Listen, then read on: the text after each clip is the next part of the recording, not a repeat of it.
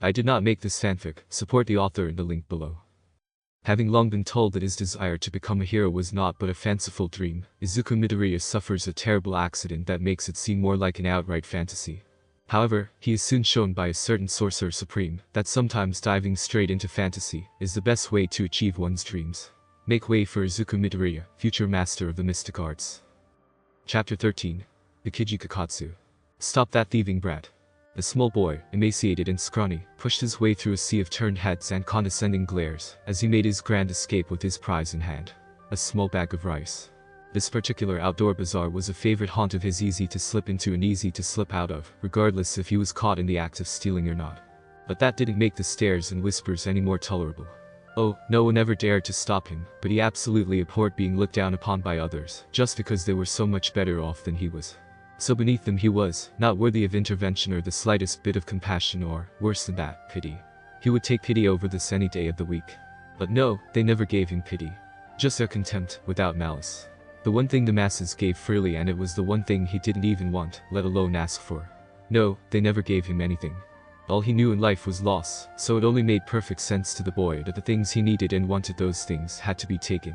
There can be no winners without losers. One cannot be rewarded with gain without another having loss inflicted upon them. And he, a boy with naught but a name and the rags on his back, was tired of losing throughout his life. As he darted through throngs of shoppers, the boy made sure to scarf down the rice as quickly as possible. He always made sure to eat as soon as he stole, lest he lose his prize as well, especially if he were to be caught and beaten. He could at least fight back against angry vendors, but hunger. Starvation was not an enemy he could punch into submission. Slipping through mounds of garbage in an alleyway, the boy stopped for a brief respite once he was sure the vendor he pilfered from this time had either lost him or was no longer giving chase. He never rested for too long. The sky still shone with sunlight, and so long as the sun hung in the sky, there was time for him to steal to gain. Tossing the empty rice bag into the nearest garbage heap, the boy peered out across the nearest string of shops, his eyes vigilantly looking out for his next target. He soon found it. Perusing through a roughshod vegetable stand was a man wearing an odd assortment of brown and gold investments, obviously a man possessing wealth that would soon be his for the taking. Closing the distance with his target, even through crowds of shoppers, was easy enough. Slipping his fingers into the man's pocket and swiftly pulling out the first object he had come to grasp was even easier. Pickpocketing was a science he had long mastered. Snickering at the ease of his crime, the boy slinked back to the alleyway he had first emerged from to inspect his prize. What the heck is this? He thought as he scrutinized the object, a double-looped ring of some kind. Its luster was extremely poor, and the inscriptions engraved on it were nearly unreadable. Bah! This catch was worthless. He wouldn't be able to barter this piece of junk for any food. No matter, the boy thought as he pocketed the ring. I'll just double back around and see what else I can take from him. Oh, no. The boy was scanning the crowd for the man he had just stolen from, only to find the face of said man staring intently right at him. He had been found out, and his pickpocket victim began rushing through the crowd straight toward him. Shit. The boy swore as he bolted back down the alley, looking back in horror as his pursuer effortlessly leaped over the swarm of shoppers, landing steady on his feet and barreling straight towards him. Turning back to focus on running away, the boy's feet suddenly connected with some debris in his path, and he collapsed to a painful halt. As he picked himself up, a harsh hand gripped him by the shoulder. You've nowhere to run, the man he'd stolen from said sternly. Now return what you've stolen. Let me go. The boy angrily cried out as he swiped at him with his hand, instinctively activating his quirk. The man swiftly jumped backward, eyeing the boy in surprise. The groaning boy picked himself up and was now clutching his bleeding, scarred hand. It happened every time he used his accursed quirk. Damn you, the boy said with a pained groan. Now I have to steal medicine before the day is done. Wait, the man said, but the young thief would have none of it. He took off again, this time using the debris to his advantage, as he knocked over whatever he passed and kicked up as much dirt as possible. Emerging on the other side of the alley, the boy instead stuck to the side of road, instead of diving into the crowd of people. Following the road until he reached a drain opening, the boy hurriedly squeezed his way into the sewer drain, just as his pursuer reached down for him, grasping him by the scruff of his neck. No? The boy cried out, knowing he'd have to activate his quirk again to get away. And activate it he did, howling in anguish as his chaser released him with a surprised gasp. Now his neck was bleeding as well as his hand, and he cursed the golden-robed man, as he squeezed his scrawny body down the pipe and into the dampened cistern, limping his way back to his safe haven. Rain or just the sound of dripping water was always soothing to him. It was why he enjoyed sleeping beneath bridges. The water that dripped down and collected, or the current that flowed right on by it, never failed to calm his nerves. He would need that, as he emerged from a drain pipe and sloshed his way through the runoff to his encampment of rusted bins, reinforced with cardboard and newspaper. The blood had long stopped flowing, but the protrusions on his neck and hand had yet to retreat, which only served to draw out his torment. He was unable to secure any medical supplies before night fell. He would have to settle for ripping off pieces of what little clothing he wore and wrapped it around his injured skin. Settling in for the night, the boy mentally went over his winnings for the day, all of which he'd quickly eaten. A couple of potatoes, some unidentifiable greens, and a bag of rice. Not a great haul, but not a bad one either. Oh yeah, the boy thought as he fumbled with the weird ring he nabbed from the robed gentleman. Then there's this. He was still sour over that. On top of taking an object of seemingly worthless value, that man had given chase, and forced him to use his quirk twice on top of that. But if a man gave chase, then that had to mean this ring-like object held some kind of value, right? Maybe it would be useful for bartering, after all. No matter. He would dwell on that tomorrow, after some well-deserved rest. He nestled underneath some ratty blankets and closed his eyes, focusing on the methodical dripping of water.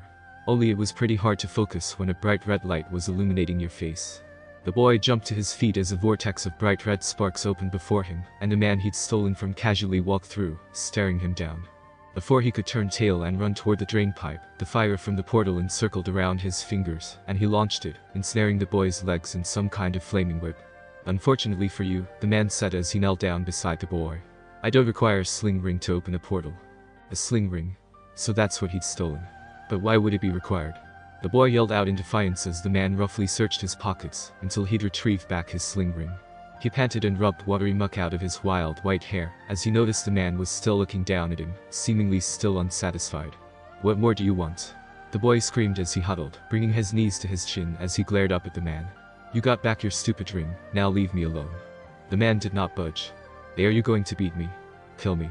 The boy gave an empty laugh. Go ahead and take my life. It's all I have left to lose. Where are your parents, child? The wizened man asked as his demeanor calmed remarkably. What parents? The boy spat after a moment of silence. I've been alone out here for as long as I can remember.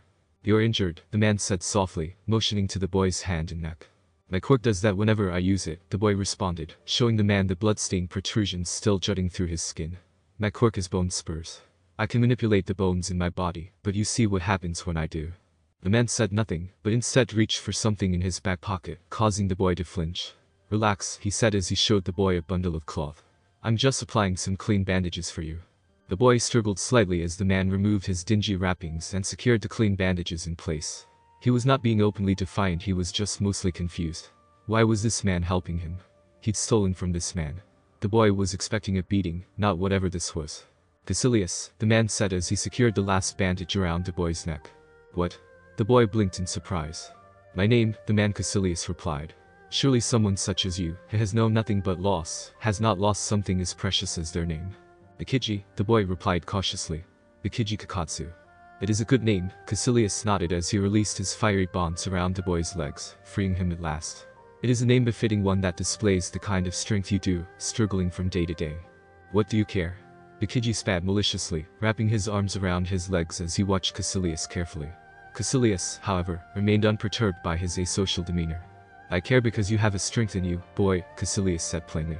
And it would be a devastating waste for such strength to die in these alleys or beneath a bridge. I'm not going to die here. Eventually you will, Caecilius quickly interjected. The next time someone you steal from finds you down here, it's very unlikely they'll offer you bandages. And what would you have me do about that? Ikiji mumbled, his eyes softening in abject sorrow. This place is all I know. Whether I like it or not, this place is home. It doesn't have to be, Caecilius said. What did you say? Ikiji asked, startled. This home is a place where all you've known is loss and pain, Caecilius said. The place that I once called home was very similar to me as well. But I soon found a place where I could try to find meaning in my pain and loss. That place is home to me now. And if you'd like it, could be your home, too. Ikiji was staring up at the man in amazement. A place to call home. A place to find meaning in all of his pain and loss. Ikiji shut his eyes and shook his head. You don't have to lie, you know, Ikiji said, eliciting a frown from Caecilius. You don't have to make stuff up just to try and make me feel better. Ikiji, I assure you. How could you even say that to me with a straight face? Ikiji exploded with indignant anger, glaring daggers at Caecilius. How could you look at my predicament, and at me? He held up his scarred, blood-stained hands. And tell me that I could possibly have something better. Caecilius was still and silent as Akiji laid bare the frustration and bitterness that had enraptured his heart so thoroughly. "I don't want to hear any of that," Akiji shrieked. "I don't need you feeling sorry for me." Akiji raised his shaky hand, struggling to keep his fingers curled, as he pointed at Caecilius accusingly. "I don't need your pity." Caecilius abruptly stood up, shocking Akiji and fearing that he'd lash out in anger. The wizened man instead swirled his fingers and opened a ring of fire around Akiji, causing him to fall through the ground with a yell. He landed in the middle of the stone courtyard, looking around in shock at the sudden change in his surroundings. "Where am I?" he demanded as Caecilius jumped through the portal, closing it behind him as he stood before Akiji. "You seem like the kind of child that needs to see in order to believe," Caecilius said. "And I do hope you put as much effort into learning magic as you do your anger." "Magic?" Akiji asked, dumbfounded. "Yes, magic," Caecilius responded as a sea of curious faces emerged from the various buildings surrounding them. "Welcome to Kamar-Taj, young Akiji." Akiji was dubious, to say the least, when he'd first arrived at Kamar-Taj. Caecilius had promised him a way to search for meaning behind the pain and grief in his life. How would parlor tricks help him with such a task? Oh, how little he knew, and how large his world and mind became over the course of a single day. After witnessing the feats of the masters of the mystic arts, and learning of other dimensions and realms, he was begging the masters to take him in. The masters, Master Strange in particular, seemed more than eager to take the young orphan under their wings. Master Strange viewed Akiji's ruptured hands with sympathy, as he'd suffered from somewhat similar injuries in the past. "Listen, Akiji," Strange had pulled him aside to speak with. "When you complete your training, you'll not need to feel powerless in regards with your quirk anymore. This, I promise you." Akiji was loath to admit it, but he'd cried many times during the beginning of his stay at Kamar-Taj. To be so readily welcomed and offered help by so many people at once, the feelings of sympathy and compassion were foreign to the boy, and he was slow to understand them at first. One thing he was not slow to understand, however, was magic. He was praised, by masters and fellow students alike, as a prodigy for the mystic arts. It came so easy for him, gathering energy in his hands, watching the fires he conjured dance between his fingertips like tiny fireflies, and said it came to him far too easily. And masters such as Master Wong and the Ancient One herself began training him less and less, much to his smoldering frustration. He ascended the ranks seamlessly from novice to apprentice and then from apprentice to disciple, far quicker than any student in the history of Kamar-Taj, as Strange and Caecilius noted. And as Akiji ascended further and further above his peers, so too did his desire for knowledge ascend to new heights.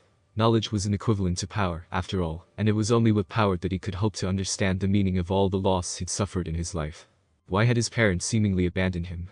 Why couldn't he remember them? Why was he supposedly destined to a life of poverty, struggle, and torment? And the more knowledge and power Akiji attained, the harder it became for the young boy to find any reasonable answers to his existential queries. And the harder he struggled, the harder it became to approach his fellow peers and his masters for help with these questions. The other trainees did not understand pain and grief like he did, and the only master that he felt a semblance of kinship with was Master Caecilius. Sure, Master Strange definitely knew pain, his hands were proof of that, but the man had not lived through pain like Akiji had. But Master Caecilius was different. He was the only other man who was at Kamar-Taj for the same reason as Akiji: to search for meaning in the loss inflicted throughout his life. Over time, Caecilius had opened up to the boy about his own dejected past, about his son and wife whose lives were ripped away from him, lives that he was powerless to save. Akiji could see the similarities they shared. They both had lived lives marked with untimely suffering and pain, coupled with an inability to understand the meaning behind any of it. Their frustration only grew as their search for answers seemed impeded by the other masters time and time again. "Do you think the answers you seek lie within that ancient tome?" He recalled the Kamar-Taj librarian scolding him as he tried skimming through the Book of Cagliostro. Such knowledge is forbidden to anyone beneath the Sorcerer Supreme herself. But why? Akiji thought to himself angrily as he paced back and forth across his barrack. Why would knowledge that he might need be deemed off limits? By what right did the Sorcerer Supreme and the other masters have in keeping the answers he sought away from him? His frustration had reached a boiling point when he was approached one night by Master Caecilius along with a group of other trainees he'd recognized. Lucian, Adria. Akiji questioned two of the trainees when Caecilius approached him slowly. "Master, do you remember what I offered you over 2 years ago, the day I brought you here, Akiji?" Master Caecilius asked quietly. It would be hard for Akiji to forget. "You told me that this place would help me find meaning and truth in the suffering of my life. That it would help me find answers. And do you feel that you have found the truths and meaning you had sought out when I brought you to Kamar-Taj?" Caecilius asked. "I haven't," Akiji gulped and replied honestly. "And if there were more that I could teach you?" Caecilius asked. "If there were answers we could retrieve together that others would seek to hide from us?" Akiji stared into his master's imploring eyes with understanding as he nodded. then I would be eager to learn. Time. People were so quick to think in terms of good and evil, but really, time is the true enemy that Aokiji faced. It is time that kills everything, it is time that inflicts loss, it is time that imparts suffering unto all. It all made sense now. The answer he and Master Caecilius had sought for so long, an answer to the suffering they could not wrap their minds around until now. To be subject to time is to be subject to death and the suffering and pain that follows it. To transcend death, to rise above the waves of suffering that wash over the world each and every day, one must transcend time itself. And how will we accomplish such a feat, Master? Aokiji asked hopefully. We will summon a timeless savior to our world, Caecilius spoke resolutely to the boy and the rest of his fellow zealots. We will summon Dormammu and, with the help of a newfound ally of mine, merge our world with his dark dimension, a realm beyond time, where we will be gifted with life eternal. Aokiji could only grin at the prospect of life eternal in a world above time itself, and by merging their world with Dormammu's, it would ultimately save every person in the world from the horrific grip of death. Before the coming day was over, the very ideas of time, death, and suffering would be the thing of myths and legends. And so into the library Aokiji, Caecilius, and the rest of the zealots snuck into, stringing up the head librarian, that had denied them the answers they sought with their eldritch whips.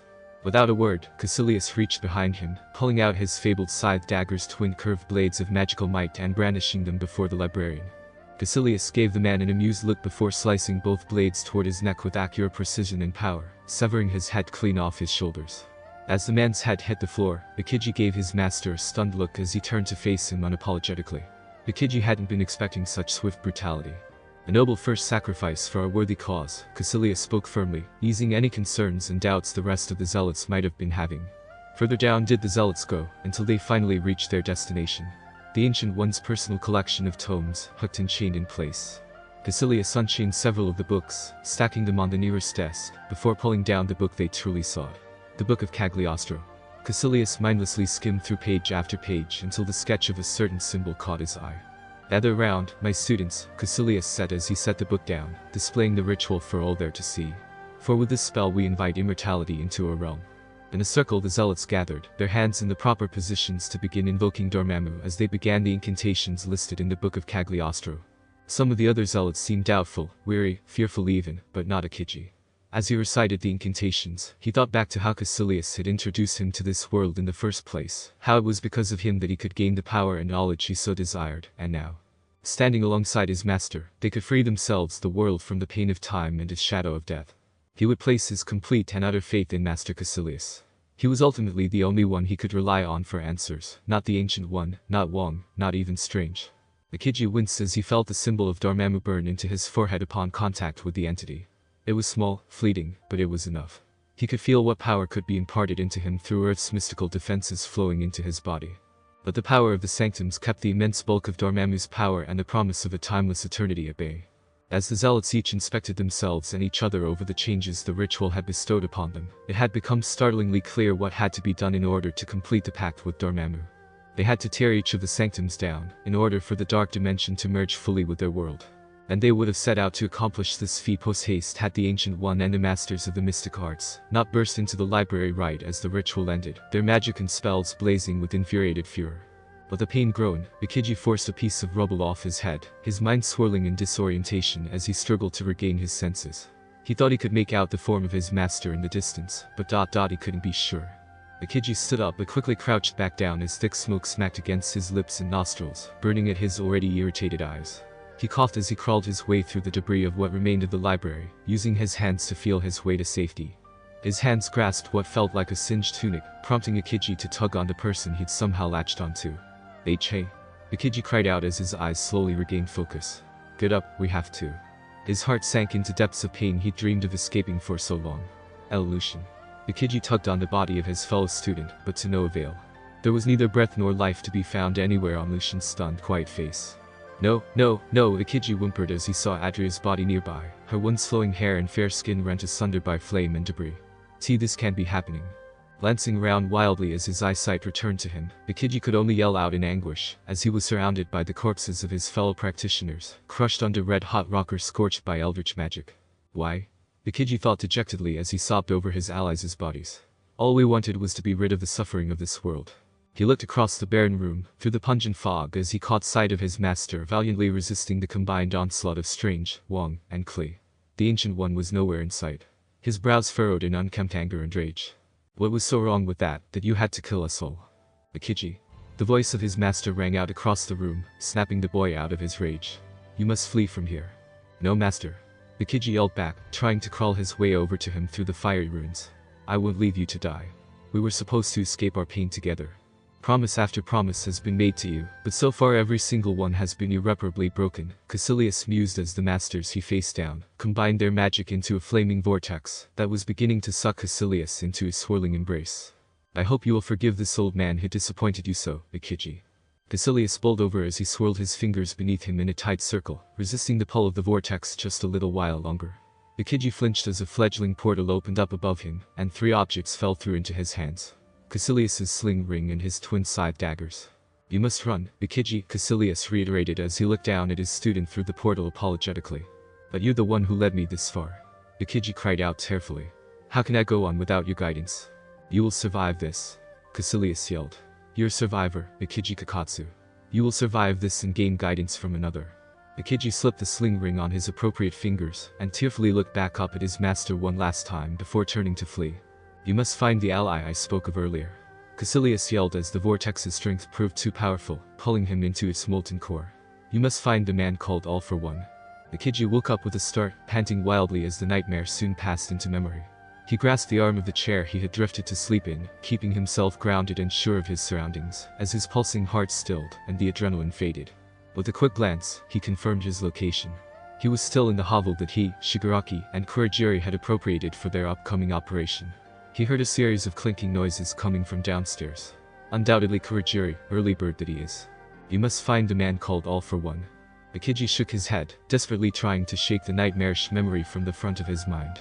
Over 5 years had passed since that day, and with the help and shelter of his master's old ally, he finally felt ready to move against the masters of the mystic arts. The symbol of Dormammu, displayed proudly on his forehead, burned fervently as if in anticipation as the door into his room was knocked on, and then summarily kicked open. Clad in his usual dark hoodie, Shigaraki strolled in and gave a strange smile to Ikiji with those appallingly cracked lips of his. Rise and shine, player one, Shigaraki sneered. Today is the big day. Author notes. I firmly believe that heroes are usually only as good as the villains they face, so this chapter was dedicated entirely to detail Ikiji's backstory to you all. You now know his origins, his struggles, his beliefs, and finally saw a snippet of the tragedy that took place over 5 years ago in this story's timeline. I know I said at the end of last chapter that the attack on Kamar-Taj and Ikiji's confrontation with Izuku would be shown next, but to be honest, fleshing out Ikiji's backstory proved large enough in size to warrant being its own chapter, so, for the sake of pacing, I decided to split the chapter in 2 again.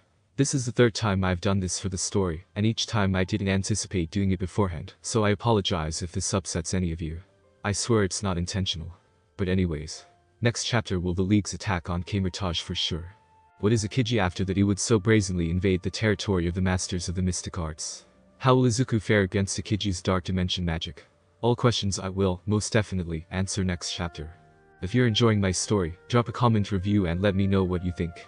I always enjoy reading and responding when I can. Until next time. Plus Ultra. Chapter 14. Izuku vs Ikiji. This is it? Shigaraki asked in a tone that could be taken as either incredulous or insulted. Ikiji looked over to his left and gave his impulsive comrade a passive stare as they grouped together for their assault. Kurogiri flanked Ikiji's right, and they had all donned blackened cloaks to somewhat mask their appearances and to avoid drawing attention to themselves. Kurogiri because he valued anonymity, and he was unwilling to draw curious eyes with his anomalous mist-like body. Ikiji because they couldn't risk any practitioners from Kamar-Taj recognizing him if any were stalking the streets of Kathmandu, which Ikiji knew they were frequent in doing. Shigaraki, well, he only ever wore a cloak to conceal himself whenever he was denied the embrace of father, an order he was loath to comply with, even if it had come directly from his precious sensei. All 3 villains stood together, huddled close across the street from the door that gave entrance into Kamar-Taj.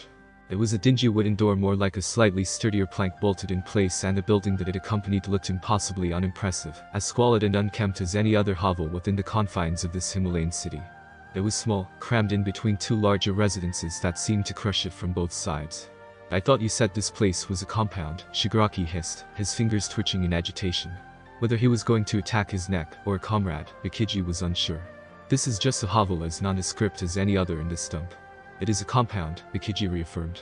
And make no mistake, that door is the entrance into Kamar-Taj. I assume the size discrepancy is the result of their magic. Kurajiri added to the conversation, his hesitancy at the end of his statement, showing how even he, after all his time spent with Ikiji, could not fully wrap his mind around the very concept. Correct, Ikiji nodded.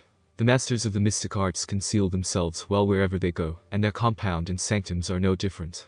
What you see before you is merely an illusion, one designed to fool the ignorant passerby and the purposeful seeker alike. One does not comprehend the sheer size of Kamar-Taj until they have already entered its halls. Ikiji leveled his glare directly at the door, recalling its interior and layout, its winding stone corridors and passageways, its meditation rooms, burning with the stench of incense, and its expansive library, packed to the brim with the knowledge he has starved of for too many years now. Under normal circumstances, one does not simply enter Kamar-Taj, Ikiji continued. They must be invited in, either from the inside, or by accompanying a master. Well then, Shigaraki's hideously cracked lips twisted into his trademark ghoulish grin. We'll just have to invite ourselves in, I suppose. Shigaraki, Kurajiri said warningly. Have you already forgotten the plan Sensei and Ikiji laid out? The moment you play your role, you will be whisked back to the bar to await our return. Sensei's orders, I know, Shigaraki growled in annoyance, his fingers twitching more erratically now. If the door were to be forcibly opened, any intruders would be faced with the illusion of a barren hovel, denying them access to the compound within, Ikiji explained. This is because of a magical seal laced over the other side of the door that protects Kamar-Taj, the seal of the Vishanti. But there are ways to get around this seal, as you have explained, correct? Kurajiri inquired for affirmation. That is where Shigaraki comes in, Ikiji replied. He will dissolve the door from the center just enough to expose the seal. With my spatial magic, I can disrupt the seal just long enough for you to enter before the illusion is activated. Once you are inside. Chaos reigns, Shigaraki finished Ikiji's statement, reveling in the thought of how much disarray and panic will be sown with the attack. The confusion as Kurajiri warped Ikiji and their waiting allies in from as many points as possible. How annoying, he thought, that he would not be allowed to contribute to the carnage directly, that he would be denied the sweet sensation of crumbling flesh falling between his calloused fingers. Make sure you warp me in first, Kurajiri. Ikiji turned to face the black fog, ensuring the mist man was nodding in confirmation. Warp the rest of your allies in after, and avoid battle until I make my way to the library. All this meticulous planning just to check out a book, Shigaraki said with a grunt. And I'm being forced into NPC status for this quest. This book better be worth it. This is all necessary for my plans, as well as the leagues, Ikiji whirled on Shigaraki. Or do you object to using what power is available to grant a semblance of new strength unto your sensei? Shigaraki glowered at Ikiji, his fingers flexing and tingling in a mad dance of depraved digits, before he suddenly lunged. Not toward Ikiji, but rather, the door into Kamar-Taj, slapping his hand onto the center of the wooden surface, as it crumbled without hesitation. Kurajiri's fog roared to life as it circled Shigaraki, ready to whisk him away to safety, now that everything was being put into motion. Return me home then, Kurajiri, Shigaraki called out as Ikiji took a stance, the space around his hands rippling unnaturally as he prepared to pierce through the seal. I can't stand being around this player one any longer. When the first shockwave rumbled through his barrack, Izuku didn't think much of it. He figured Rincher hulking behemoth of a fighter that he is was merely giving it his all in training. That, or he triggered another landslide again outside the city while training in the mountains, which sparked Izuku's worry just a tad.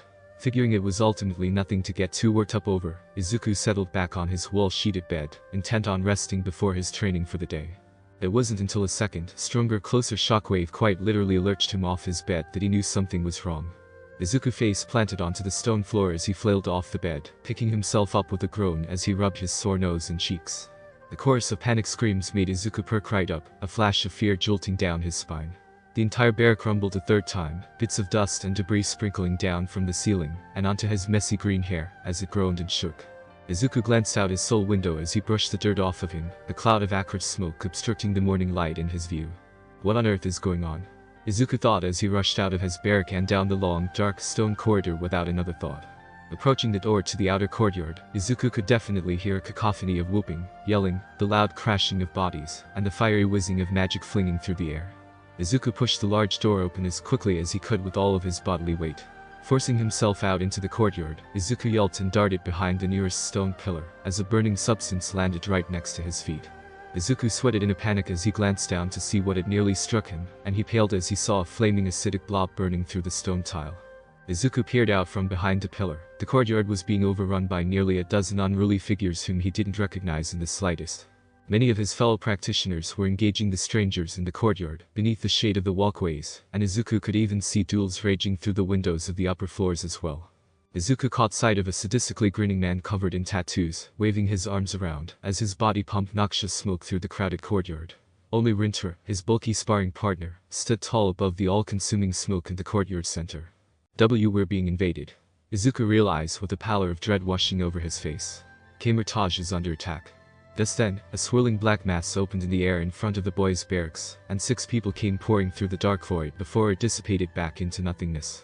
As someone is warping people in, Izuku thought as he observed the new throng of people splitting up, 3 rampaging into the barracks, and the other 3 bulldozing towards Rinter. I've never seen a portal like that. Was that caused by magic or from the quirk? Ah, no need to be shy, little boy. A deep voice drawled from behind Izuku, and before the boy could whirl around, his entire body was ensnared by slinking, constricting limbs that yanked him into the air. Izuku yelled out in pain as his assailant, a wide-eyed balding man with a horribly crooked smile, tightened his elongated arms around Izuku's body, crushing the breath right out of him. I promise to make this quick. See crap. Izuku tried moving his arms to conjure some any magic to help him, but they were firmly clamped shut within his attacker's coiling embrace. Another constricting squeeze made Izuku yell out, his pain shrieks drowned out by the crescendo of chaos unfolding all around him. Izuku. A voice sounded out from the encroaching smoke, garnering the attention of both the boy and his attacker. From out of the fog, a bright glow emerged, followed by a long wooden object snaking out and wrapping around the constrictor's neck. What the hell? The constrictor choked out as the luminous object tightened around his larynx, forcing him to release Izuku, as he struggled to regain his own breath. Izuku plopped to the ground on his hands and knees, taking in deep breaths as he rubbed his pained abdomen. Away with you. Jack Holyoke leaped out of the fog with the extended staff of the living tribunal, already wrapped thoroughly around the thug's throat, its glowing segments churning out smoke itself as it burned into the man's exposed neck. With a roar, Jack lifted the man into the air with his end of the staff, and sent him crashing into the ground, the glowing segments erupting in a fierce burst of energy, as Jack released all the magic he'd stored within its links. The constrictor wheezed out a puff of smoke and fell limp as he fell into unconsciousness. Yay, Jack. Izuku sounded out with cough, Jack standing over him defensively as he caught his breath and shakily returned to his feet. Thank you. Don't thank me yet. Jack yelled as the floor above erupted in a torrent of flames, debris from stone and wood alike, raining down on them like tiny meteors. Izuku jumped to Jack's side, erecting a mandala shield to deflect the flaming rubble, and the waves of heat undulating from the top of the building. Where's Master Strange? Izuku yelled out as the raining debris trickled to a halt, prompting him to lower his defenses for the moment. He's not here, Jack said morosely after a second of silence. It makes me wonder if this attack was purposely coordinated around his absence. A flash of realization struck Izuku as he buried his hands in his pockets, desperately digging around until he pulled out a card. I can summon him with this.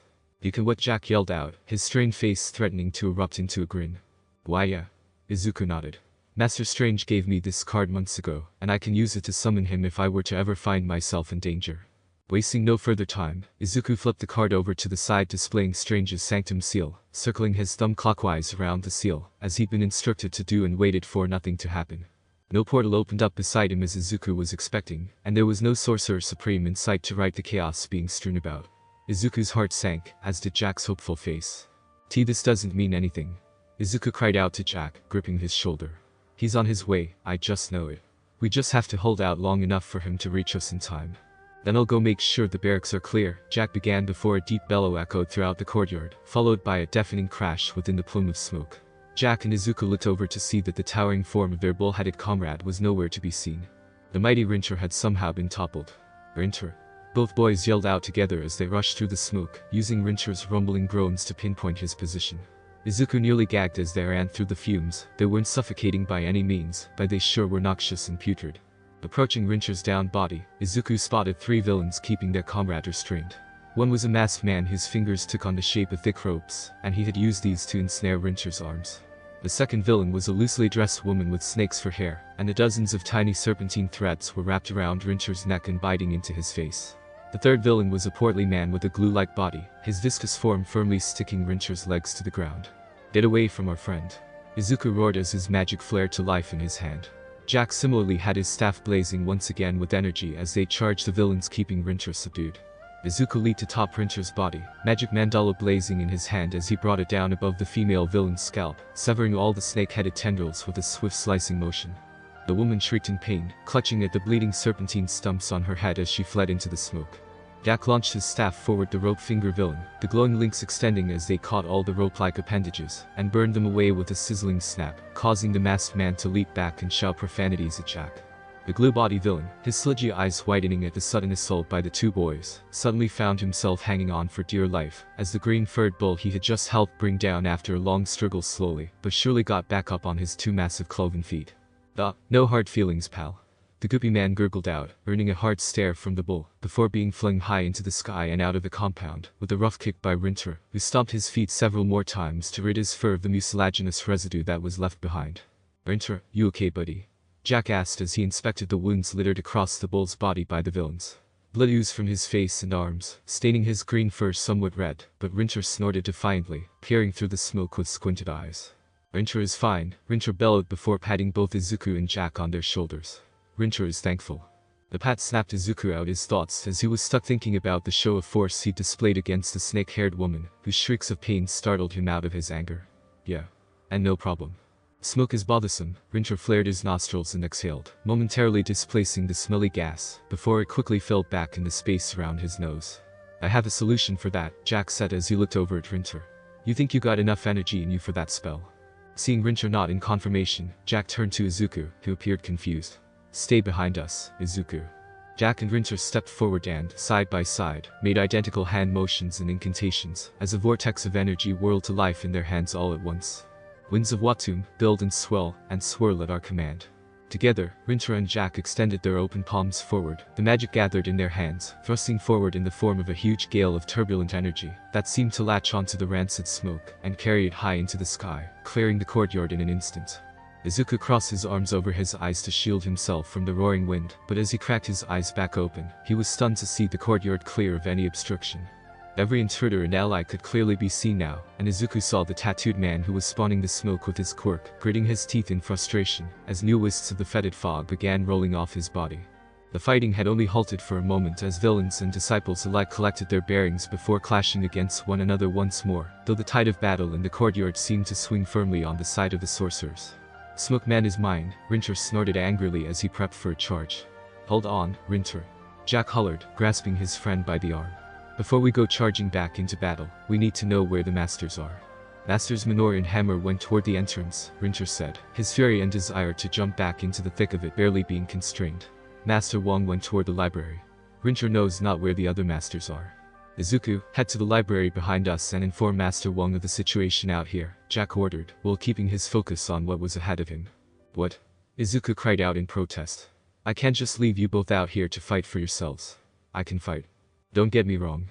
Jack yelled, stifling Izuku's protests. You are undoubtedly strong, Izuku. I can see the potential that Master Strange sees in you. But you still have a long way to go. If helping us is what you want to do, then help us by helping Master Wong secure the library, and not letting any of these villains get to the tomes inside. Izuku trembled at the thought of any of the magical books, escaping the confines of Kamar-Taj or being stolen away like the one he had taken nearly a whole year ago out of Strange's sanctum.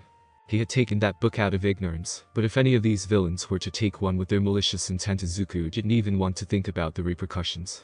Filled with renewed determination, Izuku nodded and bolted for the library, as Jack twirled his staff between his fingers, and Rinter readied his charge. You call dibs on Smokey, right? Jack said with a grin. Receiving a snort for verification, Jack grinned. Shall we, then?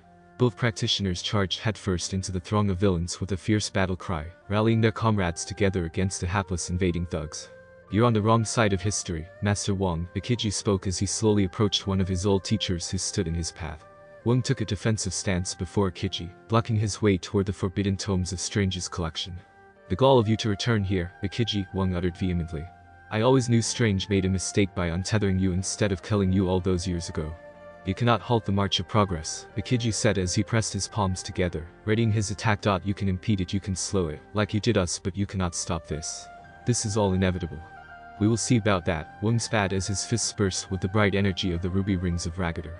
Ikiji slid his hands apart, conjuring a translucent shard that shimmered and rippled the very space around it. Admiring his handiwork for little more than a moment, Ikiji raised his blade directly at Wong. Such a shame that you will die before this world descends to its rightful place. Heretic. Wong yelled as he and Ikiji charged each other at once. Stout though he may be, Wong was swift and agile, and could pack one hell of a punch. He crashed his ruby rings against Akiji's space shard, resulting in a mystical impasse as master and fallen apprentice struggled against one another. I will not let you succeed. Wang rasped as he began pushing Akiji back with his sheer bulk. I know what you have come for.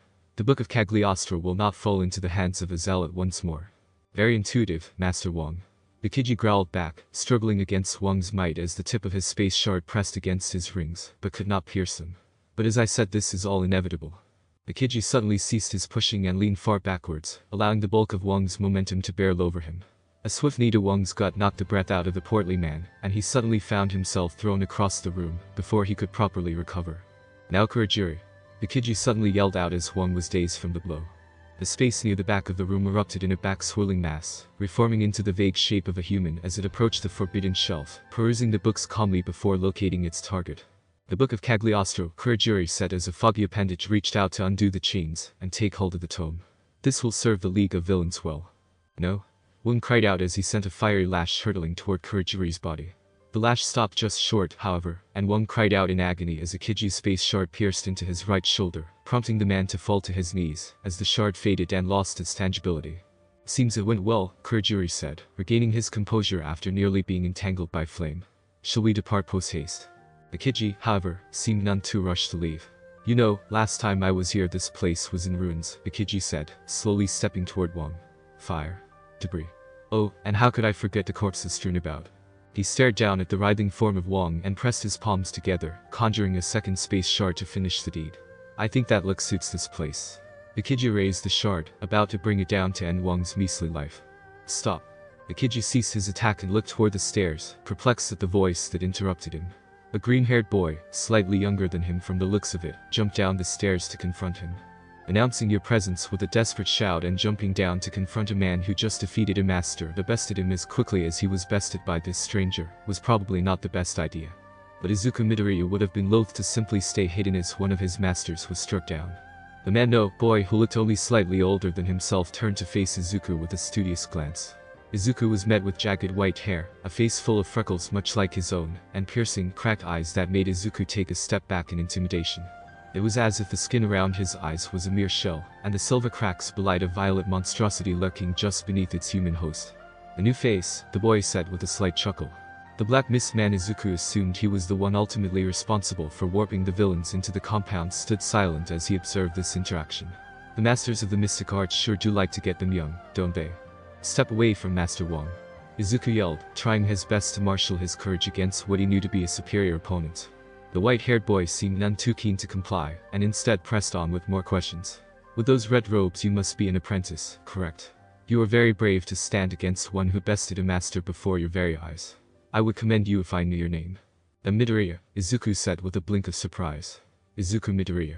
He didn't really know why he was entertaining the questions of this villain, but if the other boy was not going to make an aggressive move against him, then he would be fine with that. I just have to bide time until Master Strange returns. Kakatsu, the boy said with a mocking bow. Akiji Kakatsu at your service. You get away from Master Wang. Izuku repeated a second time, sliding into a combat stance and steeling his nerves as best he could against such an eerily calm and calculating opponent. Akiji, however, seemed either unimpressed or unworried.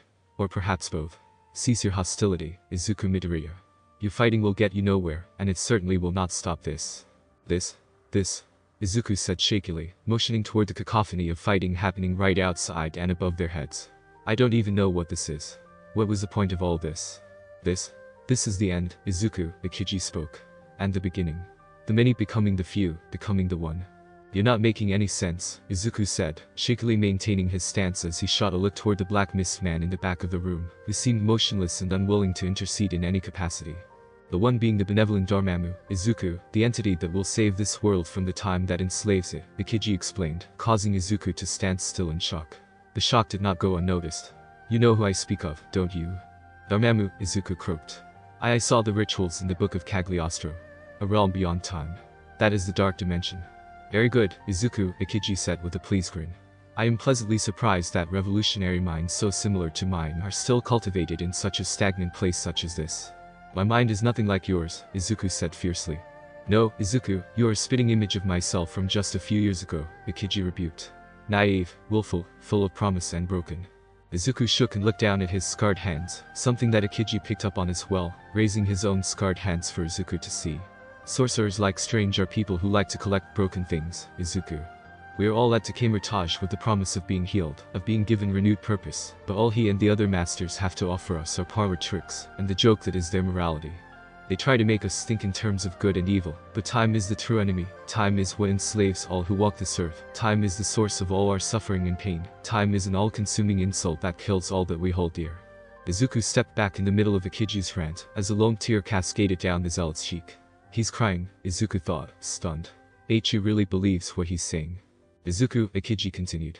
I don't wish to rule or ruin this world, I wish to save it, to have this world join alongside so many others in the dark dimension, to be free of time and suffering and pain alike for all eternity as part of the one.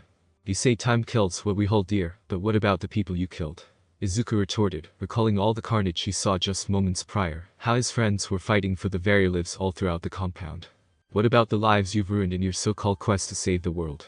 All worthy sacrifices for my noble cause, Ikiji said with a callous smirk. You're insane, Izuku ordered, tightening his stance. You will eventually see things my way, Ikiji responded, extending an open hand toward Izuku. Once you side with me. There was a moment of silence that befell the room as Izuku studied Ikiji's open hand, an earnest invitation that he felt was sincere and honest. Not that Izuku bought it for a single second. Swirling his hand, Izuku opened a portal beneath Wang's crumpled form, and let him fall through, away from the soon-to-be confrontation between him and Ikiji. The black misted figure tensed up, preparing to leave or enter the fray. Izuku wasn't sure. Leave us, Kurogiri, Ikiji hissed dangerously as he glowered at Izuku. The black mist Kurogiri, Izuku was sure to remember that name, nodded and disappeared in a dark swirl of his own bodily mass, vanishing with the book of Cagliostro in tow. Izuku was none too pleased to see the forbidden tome whisked away by a villain, but he had bigger problems to worry about right now. If you will not help me rid the world of its pain, Ikiji said, sliding his palms together, then I will rid you of yours. Both apprentice and zealot alike surged themselves with magic. Izuku summoned his shimmering mandalas over his fists, and squared off against Ikiji, who conjured his translucent space shard, that rippled through space like an existential air. Izuku took a defensive posture as Ikiji took the approach of a direct assault, battering the boy's mandalas repeatedly with his strange rippling blade. It was a magic unlike any Izuku had ever seen before, and it frightened him a great deal. Your mandalas will not repel my blade like Wang's ruby rings did. Ikiji yelled as he gave a piercing thrust, nearly splitting Izuku's shield down the middle, with the edge of his space shard. Izuku gasped as the tip of Ikiji's blade stopped short mere inches from his face, and the energy that constituted his defenses began to fade, as Ikiji destroyed them utterly. Thinking quickly, Izuku recalled what energy remained to his hands, coalescing it into the fiery whips he was familiar with. He swiftly wrapped a fiery lash around Ikiji's arm, locking his elbow, so Ikiji could no longer flay him with his blade. With his opponent all but disarmed for the time being, Izuku quickly capitalized with a few well-aimed punches to Ikiji's side, hitting flesh twice, but striking something incredibly hard upon the third punch, causing him to recoil in pain. Ikiji yanked himself free of Izuku's sizzling bonds, and he whirled in the air, bringing his blade up in a slicing motion to cleave Izuku in two. Izuku recovered from his pain, however, and nimbly took advantage of Ikiji's spin, by lashing him across the face with his flaming whip when he turned back around, knocking him to the floor. Izuku adopted his defensive posture yet again, as Ikiji launched himself back up on his feet, showing Izuku the extent of the damage inflicted on him. Why your face? Izuku exclaimed. Latched onto Ikiji's cheek was a singed, bony plate that soon popped off his face and landed on the floor with a clatter, exposing perfectly unharmed skin where Izuku's lash had landed. Yes, that is the work of my quirk. Bone spurs, Ikiji said with a confident grin. My training here at Kamar-Taj helped me hone the power of my quirk as well as my magic. It is no longer the debilitating curse on my body that it once was. So hit me with your strongest punch, land what paltry magic you possess against my indomitable body. You are little more than a paper tiger before a storm, Izuku. I need backup. I can't beat him on my own. Izuku thought as he turned to escape up the stairs, sweat pouring down his forehead and back as the pallor of dread swept across his body. He didn't make it very far. Ikiji waved his palms before bringing them together, stretching them toward the staircase, as the entire room seemed to creak and groan. Izuku raced up the staircase, but realized he wasn't getting closer to the upper floor. Glancing down as he raced upward, Izuku was stunned to see the floorboards of the stair rapidly moving downward as if it were an escalator. Izuku was essentially running in place as the descending floorboards kept him from ascending. It might have looked comical were it not for the evil sorcerer trying to skewer him. Resigning himself to his fate, Izuku ceased his running and allowed the moving floorboards to carry him back down to the floor before Ikiji. All of the floorboards seemed to alter in shape, as sharp ripples tore them out of their stillness, rocking the numerous bookshelves in the room to and fro. The walls, too, seemed to ripple and warp, as if they possessed the consistency of waves prepped to crash against the shoreline. What are you doing? Izuku dared to ask, horrified by the display of magic before him. You see now the strength that Dormammu grants me? The Kiji boasted, causing the walls and ceiling to violently convulse with a squeeze of his hand. I can bend space as easily as you might bend rubber. The ceiling suddenly grew taut and regained its solidity with another flex of Ikiji's hand. Horrifying Izuku yet again, Ikiji suddenly leaped up to the ceiling and flipped himself upside down, landing on it as if it were the flat floor. And his power allows me to nullify the effects of gravity on myself as I see fit. Ikiji took off in a sprint toward Izuku, closing the distance before the boy could muster up a strong enough shield. He coated and closed his hand into a bony plate before crashing it against his mandala, punching straight through and landing a solid direct hit onto Izuku's cheek. Grasping the boy's shoulders as he recoiled in pain, Ikiji violently tossed him into the ceiling, before letting him collapse back down to the ground. But Ikiji's onslaught did not end there. Raising his hands as if framing for a picture, Ikiji rotated them to the left and to the right, causing the room to rotate and spin as his hands did. Izuku tumbled helplessly as he rolled from floor to wall to ceiling and back to floor repeatedly, his body slamming into sliding bookshelves, and being pelted upon by airborne books sent flying from Ikiji's spatial magic. Ikiji righted the room suddenly, sending Izuku's battered body and the splintered and rent remains of the room's bookshelves crashing back down to the floor. Still, Ikiji was not yet satisfied. He would make this boy suffer for his insolence. Ikiji raised his hands and tilted them down, the room mirroring his hand movements as it, too, began to tilt. Izuku clawed for something to grasp onto as he slid helplessly against the wall, what was now the bottom of the room. With a yell, Izuku rolled to the side, just barely avoiding a falling pile of hard-covered books and splintered shelves, before Ikiji suddenly tilted the room yet again, this time tilting his hands up as the room began to shift once more. Izuku jerked as he suddenly found himself falling, directly into the bony grasp of Ikiji. His ostial hand clenched his throat in an iron-like vice. The room suddenly jerked back to normal, shelves, books and desks all guided by gravity, as they crashed to the ground once more in abysmal heaps. Ikiji slammed Izuku into the ground and knelt down, digging his knee into the smaller boy's gut to keep him firmly in place. Ikiji released Izuku's throat and swiftly conjured a space shard with his palms, staring down at his sibling student with pitiful disdain. It's a real pity, Ikiji said as he raised his shard above Izuku's head, readying it for the killing blow. I can see in your eyes that you've experienced a great deal of pain and suffering in your young life.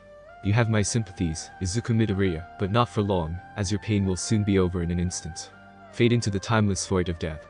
Ikiji yelled as he brought down his wrathful shard upon Midoriya's bloodied head only, to have his arm and blade entangled and halted by a dark green fabric of some sort, keeping the tip of his piercing shard hovering an inch above Midoriya's eye. You have my sympathies, Ikiji Kakatsu, a deeply stern voice sounded from behind him, laced with a boiling fury that he hasn't had the misfortune of hearing in over 5 years. Ikiji dared to spare a glance behind him as a levitating Stephen Strange bore down on him furiously, blasting him away from Midoriya with a burst of ethereal lightning. But not for long. Author notes: I really enjoyed writing out this chapter, and the long-awaited confrontation between Izuku and Ikiji has come at last. I hope you all aren't disappointed. I had Izuku try his hardest despite facing against a superior opponent, but it's clear our protagonist has a long ways to go if he hopes to stand a chance against such dark magic. Next chapter will be the conclusion of the Kamar-Taj arc, and if any of you are wondering when Izuku will be taking the entrance exam, and when we'll all see our favorite one as students enter the story, I can promise you all that it's only a few chapters away. Just one more arc and then we'll get to the entrance exam, I swear. Writing out that last scene of the chapter reminded me of Ikiji confronting Doflamingo when he was about to kill Smoker on Punk Hazard. It's not what I was going for, I was just reminded of it is all. Anyways, if you enjoyed this chapter, feel free to leave a review comment, and I'll try my best to respond to it. I love reading what you have to say, and I deeply enjoy seeing that people enjoy reading my story. Until next time. Plus Ultra. Chapter 15. Opening Salvo. Ikiji let out an agonizing yell as the lightning collided with his backside. The force of the spell's impact sent him skidding to the floor, momentarily stunning him as his forehead hit the ground. Shakily picking himself up, Ikiji turned his head to assess the damage. His golden and brown robes were completely singed off his backside, and his skin was blistered and burnt, smoking slightly from the heat of Strange's furious bolt of energy. Even though I managed to plate my entire backside under a thick layer of bone at the last second, his lightning still seared right through it. Ikiji thought incredulously, wincing in pain as he turned to face Strange. Damn him. Strange was kneeling over Izuku's bloodied body, his fingers pressed against the boy's neck and checking for a pulse. A wave of relief washed over the man's visage, though it was short-lived. The indomitable fury returned with a vengeance, and Strange hovered ominously in the air before Kiji. His scarred hands pulsed with what had to be powerful eldritch energies. The deadly focus in Strange's eyes made it absolutely clear. There was no more room for words, no monologues to be had, no rights to be read, no pleas to be heard. Izuku's sprawled, dazed body on the ground was all the motivation Strange needed. Feel the searing sagacity of the 7 sons of Sineibus. Strange placed his fingers together before slamming them to the ground. Streams of crimson heat and plasma violently erupted from the stone tiles, and spiraled straight towards Akiji. No? Akiji defiantly steeled himself as he flexed his hands to mount a defense. I've come too far to fall now. Yanking his hands up, Akiji caused the ground between him and Strange to bend upward, directly in the path of Strange's incinerating spell. To Akiji's shock, the rushing bolt of plasma collided with the curved ground and ricocheted right off. Strange curved his fingers, as if guiding the path of the spell, as it bounded off the room's walls, floor, and ceiling. The plasma blast suddenly bounded to the wall behind Akiji, and he could see where its trajectory would lead to next. No time. Akiji raised his right arm in front of his body to shield himself as best he could. Ivory Aegis. Akiji shouted as the skin of his arm, shoulder, and upper torso sprouted thick whitened layers of bone. The rushing plasma enveloped its target, and Akiji let out a gut-wrenching scream, as Strange's mystical might burned straight through the bone plating on his arm and shoulder. His Ivory Aegis, his strongest defensive technique.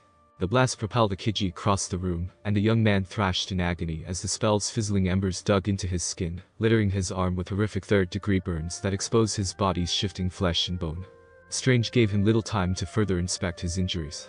In the span of a single blink, Akiji found himself waylaid by a dozen copies of the Sorcerer Supreme, each one ensnaring a portion of his body with the crimson bands of Sidorak. The images of Icon.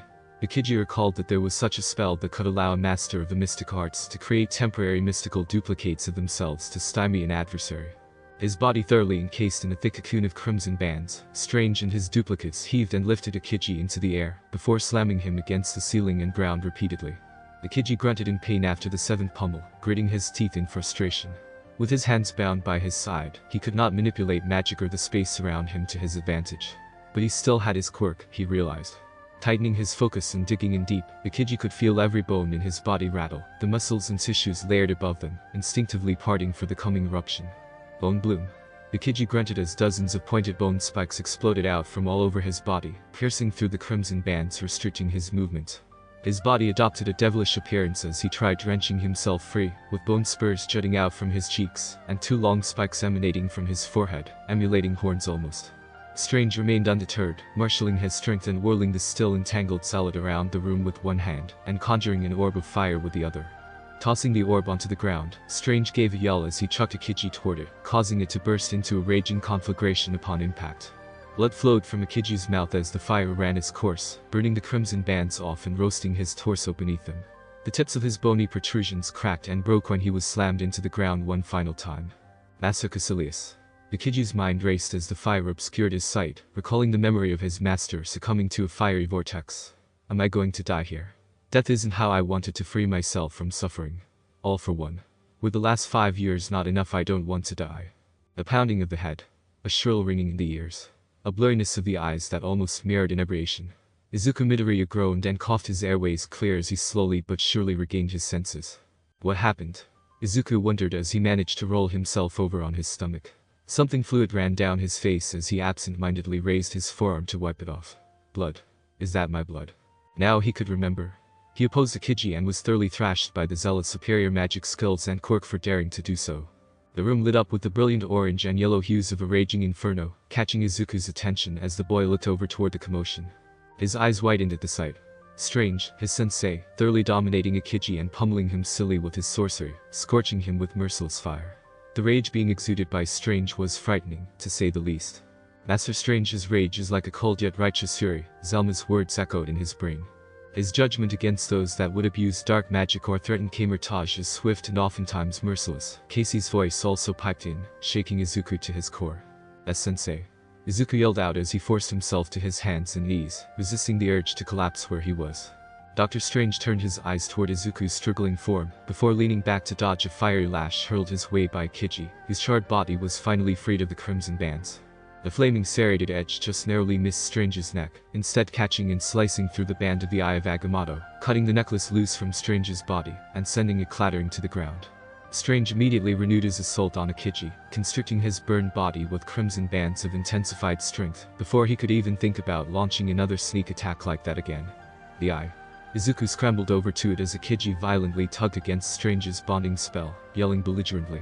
Izuku shifted his trembling hands through singed wooden splinters and crumbled stone as he took the relic in his grasp. A relic that can reverse time. Izuku clutched the eye as he did something he would make a habit of in time, much to the dismay of his friends and loved ones. He came up with a recklessly foolish plan. If I use this to reverse time, Izuku thought, can I undo my mistakes? Can I bring the Book of Cagliostro back? Can I use this to beat Akiji and undo all the damage done to Kamar-Taj? And so Izuku mustered his resolve and pulled what strength he had, picking himself up and facing the back of the room, where the dented iron-wrought shelf containing the rest of the forbidden tomes lay, battered and forlorn. Izuku slipped the eye over his neck, reconstituting its ripped lace with a fiery strand, as he ran the particulars of the ritual through his mind. As if sensing his intent, Strange whirled toward Izuku just as he opened the eye with the proper finger movements. Izuku! Strange yelled, struggling to bring Akiji's thrashing to a halt. Stopped at this instant. It's okay, sensei. Izuku replied faintly, already in the midst of weaving the reversing ritual. I can bring the book back. I can beat Akiji with this. I can fix everything with the eye. No, you can't. Strange shouted. Don't you remember your lesson from before? You cannot control the power of the time stone.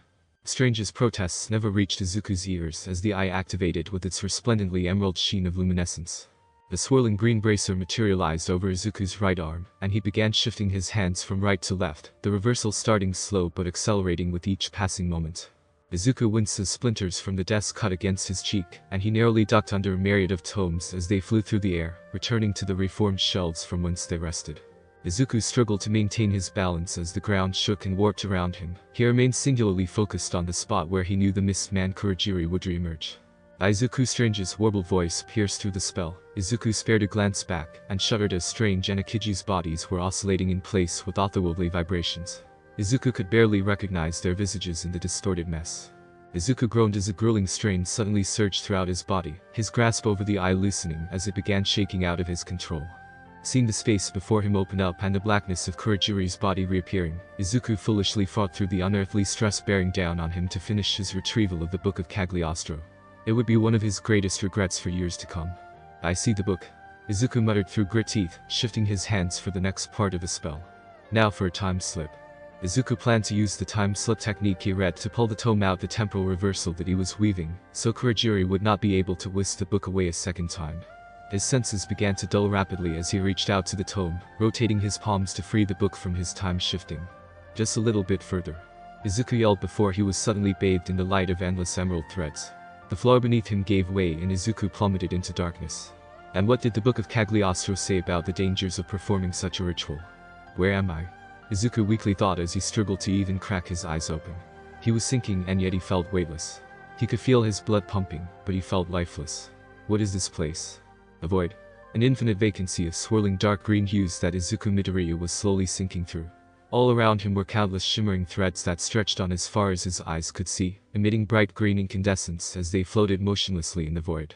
Do you not know the risks that could have been incurred with what you did? Izuku glanced at each of the threads he sunk by curiously through glazed eyes. These threads, where did they come from? And where did they go? Did they have a beginning? Or an end? Unstable branches in time. Izuku parted his lips to gasp as he bumped into a thread as he sank, only to have his vision engulfed in a bright light. He saw himself. And All Might was in front of him. He was on his knees, sobbing inconsolably before All Might's withered form. The hero made no move to help Izuku back on his feet, but his lips were moving. Izuku couldn't hear what he was saying. But he could just somehow tell that whatever his hero was saying was what was causing the Izuku he was seeing to weep tears, presumably of joy. Bumping into another thread as he descended, Izuku was graced with a bright flash, followed by another vision. A very different vision. This time he saw himself clad in a suit of armor decked out with plating and hydraulics that he couldn't even begin to describe. Beside him was a peculiar pink-haired girl as they both tinkered on the suit. He caught sight of a banner before the vision faded into obscurity: the Dread Project. Indestructible. Another thread, another vision. In this one he saw himself working with various equipment and training tools in a large warehouse-looking gym. The Izuku in this vision set down his duelist Screamus sticks, and bowed to an older man overlooking his training. Wait, was it the pro-hero Racerhead? The vision faded, and a glimmer of excitement surged through Izuku's otherwise lethargic body, as he drifted down through the void. Personally training with a pro-hero, how cool that world must have been. And so Izuku plunged further down into the timeless abyss, bumping into threat after threat and witnessing vision after vision of worlds and possibilities he had never even thought probably beforehand. Some inspired hope, including visions of a boxer Izuku, an Izuku struggling to be a hero, despite possessing a lava-craftian quirk, and an Izuku in quirk intelligence, operating under the name Agent Deku of all things. Other visions, however, were far less appealing and far more terrifying.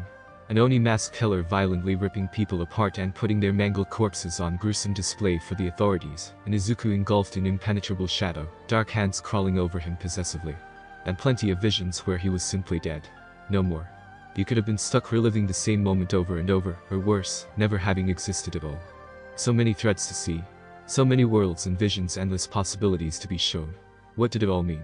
Was any of that real?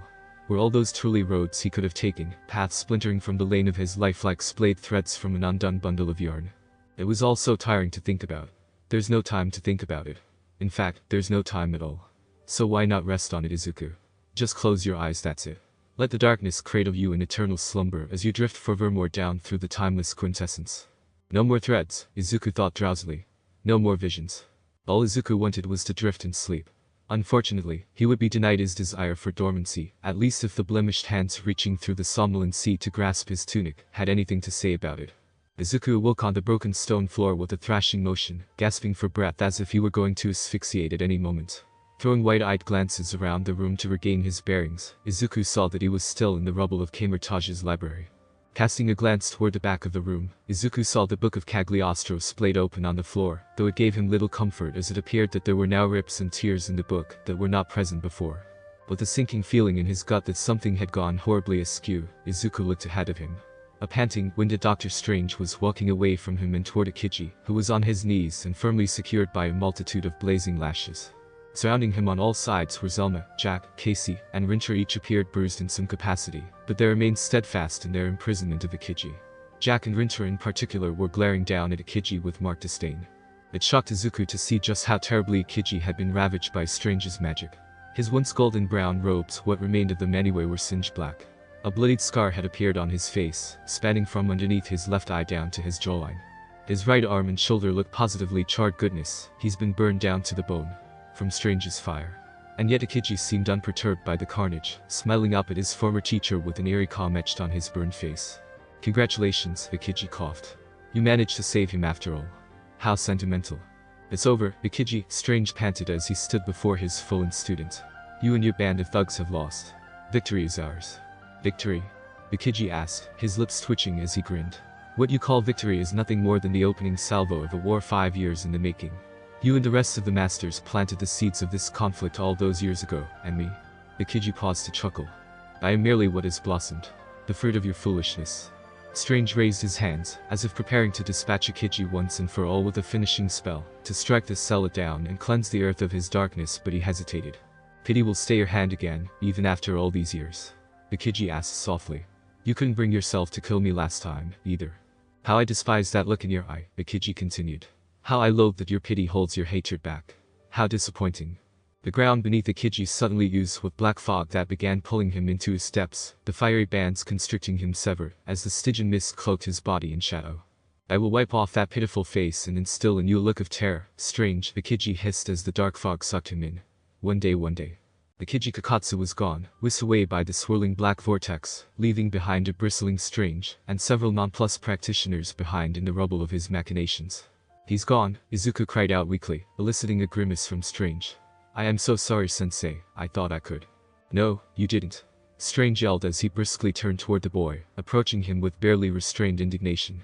You were not thinking at all, Izuku Midoriya. Izuku flinched, the Sorcerer Supreme's ire welling up a great surge of guilt and regret within his pounding chest.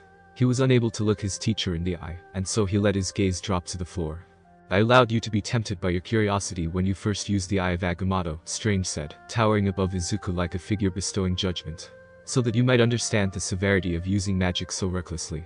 Especially magic that you know you can't properly control. Strange continued, kneeling down to Izuku's level. You knew you lacked the skills to sufficiently harness the power of the eye, yet you chose to do so anyway, in a foolish attempt to retrieve the Book of Cagliostro. Izuku bit his lip and trembled as the magnitude of his actions began to dawn on him. He clenched his hands into fists, shaking with frustration. Did you think I would be upset with you that the tome was stolen? Strange placed his hands on Izuku's shoulders, a voice of anger melting away into one of solace and relief. "No home in this library is worth more to me than your life, Izuku." Izuku gasped as Strange embraced him in a tight hug, and the boy could feel the weight of his worry that he had inadvertently placed onto Strange's shoulders. As upset and disappointed as Strange may have been, Izuku could feel that his fear and anguish over almost losing his student exceeded that by several orders of magnitude. "You are far too reckless and self-sacrificing for your own good," Strange lamented. "I'm sorry," Izuku sobbed as he sank into his teacher's embrace, whimpering against the fabric of his tunic. To risk one's own life for the lives of others, that was the virtue that All Might had spoken of, but Izuku now realized he had gone too far today, with almost disastrous repercussions. "I'm so sorry." Author notes.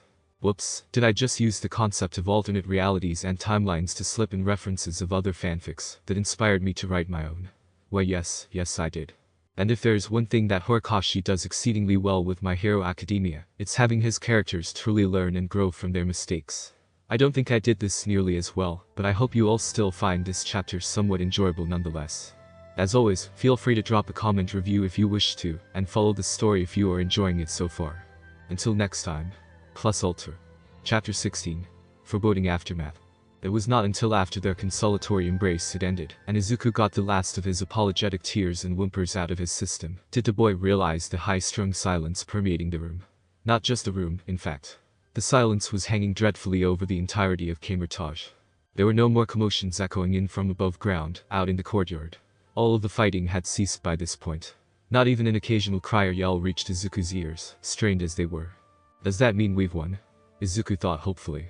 Strange's sudden arrival and triumphant takedown of Ikiji certainly made it seem so. Ikiji himself had been whisked away by the mist man Kurogiri, presumably, driven from Kamar-Taj, while the Book of Cagliostro remained within the grasp of the masters of the mystic arts. Against all odds, and in spite of Izuku's reckless ploy, had victory been assured. Winter meandered over to the tome, the heavy clops of his huffed feet reverberating throughout the annihilated archives. He passed by Strange and Izuku without a word, patting his gargantuan hand on Izuku's shoulder, before moving to scoop the Book of Cagliostro off the floor. Despite the force nearly causing him to collapse again, Izuku still felt somewhat relieved by the gesture. It was simply Rinter's way of showing he cared, he supposed. "Master," Rinter beckoned Strange to come over as he thumbed through the tome, which definitely looked worse for wear after Izuku's stunt. The boy wondered if he'd inadvertently caused the sudden deterioration by overextending with the eye. Rinter had skimmed through each and every page before suddenly coming to a halt, his eyes narrowing considerably as he called for Strange. When Strange approached Rinter's side, the sorcerer could plainly see what the issue was. A page from the book had been ripped out. And not just any page, either. It was a page containing the ritual necessary to contact the entity Dormammu. Strange stroked his chin patch, contemplating this news revelation. It appeared as if Ikiji and his allies were not entirely unsuccessful after all. "Oh my gosh," Izuku said ashamedly, appearing by Strange's side and peering into the frayed interior of the book. "Did I cause that?" Strange could see that he, too, recognized which page was missing.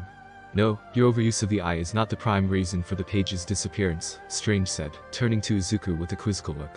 "Izuku, what was the last thing you remember before losing control of the Eye of Agamotto?" "I saw the warping man reappear," Izuku said, straining his mind to remember. "I used a time slip to pull the book out of the reversal. I saw the book hit the floor, and then Izuku trailed off, not feeling entirely comfortable discussing his descent through the timeless either." Strange seemed to get the gist of it and pressed no further on Izuku's memories. "What happened?" Strange continued with his explanation. "Was it your spell ended the moment you fell out of this realm?" The Mist Man, panicking as Ikiji and I resisted the spell's effects, opted to merely rip the page he sought out, instead of taking the whole book again. "Then we can still get the page back, can't we?" Izuku asked, hope in his voice. "You're much more skilled at using the eye, right, sensei?" Strange paused, as if pondering Izuku's request, before offering his student a gentle smile that belied a deeper sense of foreboding. "I think the eye has been used enough for one day, Izuku." But, Izuku tried protesting. "What I said about the book moments ago also extends to that page as well," Strange quickly interjected. "We have more pressing priorities to attend to. Namely, seeing to any injured within the compound." As if on cue, the other practitioners present hastily made their way up the stairwell to carry out Strange's prerogative. Rinter opened a portal due to his size. Only Izuku remained, clenching and unclenching his hands and stewing in what Strange could only assume was self-doubt. "If you're worried about those villains stealing the ritual, then don't be," Strange said, gripping Izuku's shoulders again to console him. "Whatever it is Ikiji and his band of ilk are planning, he will fail. We will see to it eventually." Seeing a modicum of ease returning to Izuku's face, Strange nodded and turned to open a portal of his own. "You've been through more than most today," Strange said, speaking as if he were trying to choose his words carefully. "Take some time to rest here and then return to your barrack if you can. I don't want you doing any sort of drudgery today." Izuku plopped down onto the nearest and most comfortable pile of rubble. The instant Strange vanished on the other side of his portal, shifting what splinters and debris he could out of his way as he sat. He tenderly slid his fingers over his face, grimacing at the realization that most of what blood there was had dried by now. Izuku spent the next several minutes using salivated fingers to rub as much grime off his cheeks and forehead as he could. As Izuku surveyed what remained of the decimated library, he wondered how the rest of Kamar-Taj fared by comparison. He had only seen a glimpse of the carnage in the time he'd spent out in the courtyard, and he silently worried if there were those that were seriously injured, or worse, dead. Despite the unmitigated thrashing he'd received from Akiji, he'd only received bruises on his chest, sides, and legs, and cuts on his scalp and cheeks that had already clotted. Given the state of disrepair the library was now in, Izuku felt that he'd gotten off easy. Leaning back, Izuku felt something light pressing down on his sternum. Looking down, he saw that he still had the eye of Agamotto draped around his neck. Izuku summarily yanked it off of him as his shame and guilt returned with a vengeance. His immediate instinct was to throw it as far away from him as physically possible, the sheer rashness of his actions still weighing fresh on his conscience, but he resisted the urge to. As he gazed at the relic, Izuku thought back to Strange's reluctance to use it himself to retrieve the lost page. His reasoning for dealing with higher priorities such as the wounded seemed solid, but Izuku couldn't shake the feeling that there was something more to it. It almost seemed that Strange wasn't unwilling to do it as much as he was somehow unable to do it. But he was surely more skilled in using the eye, right? He was Sorcerer Supreme, after all. It's precisely because he's more skilled that he knows not to try using it, Izuku suddenly realized as he studied the relic. Temporal paradoxes, time loops, the threat of existential erasure. Izuku heard all those warnings from Wong and Zelma when he'd first toyed with the eye, but there must still be other risks to using the eye that he was still unaware of. Risks that Strange, being Sorcerer Supreme, would definitely be privy to. "I shouldn't even be holding this anymore," Izuku said aloud as he forced himself to his feet, pushing through the slight pain in his legs. Izuku slowly but surely made his way toward the very back room, where the pedestal he plucked the eye from the first time stood forlorn, a tower among the surrounding rubble. "The wise choice," a familiar voice of sternness sounded from behind Izuku, causing him to jump right as he set the eye down. "Master Wong," Izuku exclaimed as he spun around to face the man. Wong looked exhausted, though he looked far better than Izuku, as his head and face remained mostly unblemished and uncut. The shoulder where Kiji had stabbed him was buried under bandages, and his corresponding arm was secured in what looked like a hastily constructed arm sling. Izuku was just glad to see that Wong was still alive. That was just. Izuku gave one final glance at the eye of Agamotto before turning back and bowing before Wong. "Returning what I should have never used to begin with. I understand now how foolish my actions have been. I apologize for all the trouble I have caused." "Ease yourself, Midoriya," Wong said with a curt nod, one side of his lips curling upward. "What matters is that you are alive and that you seem to have learned from your foolishness." "I'll never use the eye again, I swear," Izuku muttered. "I'm sure you will," Wong retorted, standing by Izuku's side. "Strange and I recognize your potential, as do the other masters as well as your peers. In time, as your skills grow, I'm sure Master Strange will see fit to train you in properly using the eye. Until then, no need for any more curious apprentices to be wielding the powers of an infinity stone," Wong ruminated. "You are not yet ready to know of such things, Midoriya." A slight fluttering noise interrupted the tense silence, and a dark fabric-like object suddenly emerged from the shadows of the room. Izuku yelped as it zipped in his direction, flapping and flittering in the air ecstatically around him. "I see your new cloak made it through the battle unscathed," Wong observed as the seemingly sentient cape swooped down before Midoriya. My new cloak." Izuku blinked and examined the floating cape closely. In terms of appearance and sentience, it was practically identical to Strange's cloak of levitation, aside from its size and color. It was far smaller than Strange's design, specifically with his bodily dimensions in mind, Izuku figured, and, instead of being a bright red, this cape was a beautifully deep shade of emerald green, complementing Izuku's hair and eyes perfectly. The cloak floated closer to Izuku and extended one of its tips toward him, as if offering to shake his hand. "Hello there." Izuku chuckled and reached a hand out to shake the cloak, only to have the mystical garment immediately nuzzle against his cheek, before hastily securing itself to his backside, clasping firmly over his shoulders and around his neck. Izuku instinctively tried to yell out as the cloak's sudden movements caught him off guard, only to be soothed back into a state of calm. Much like Strange's cloak, this cloak also offered an ethereal warmth that proved quite pacifying.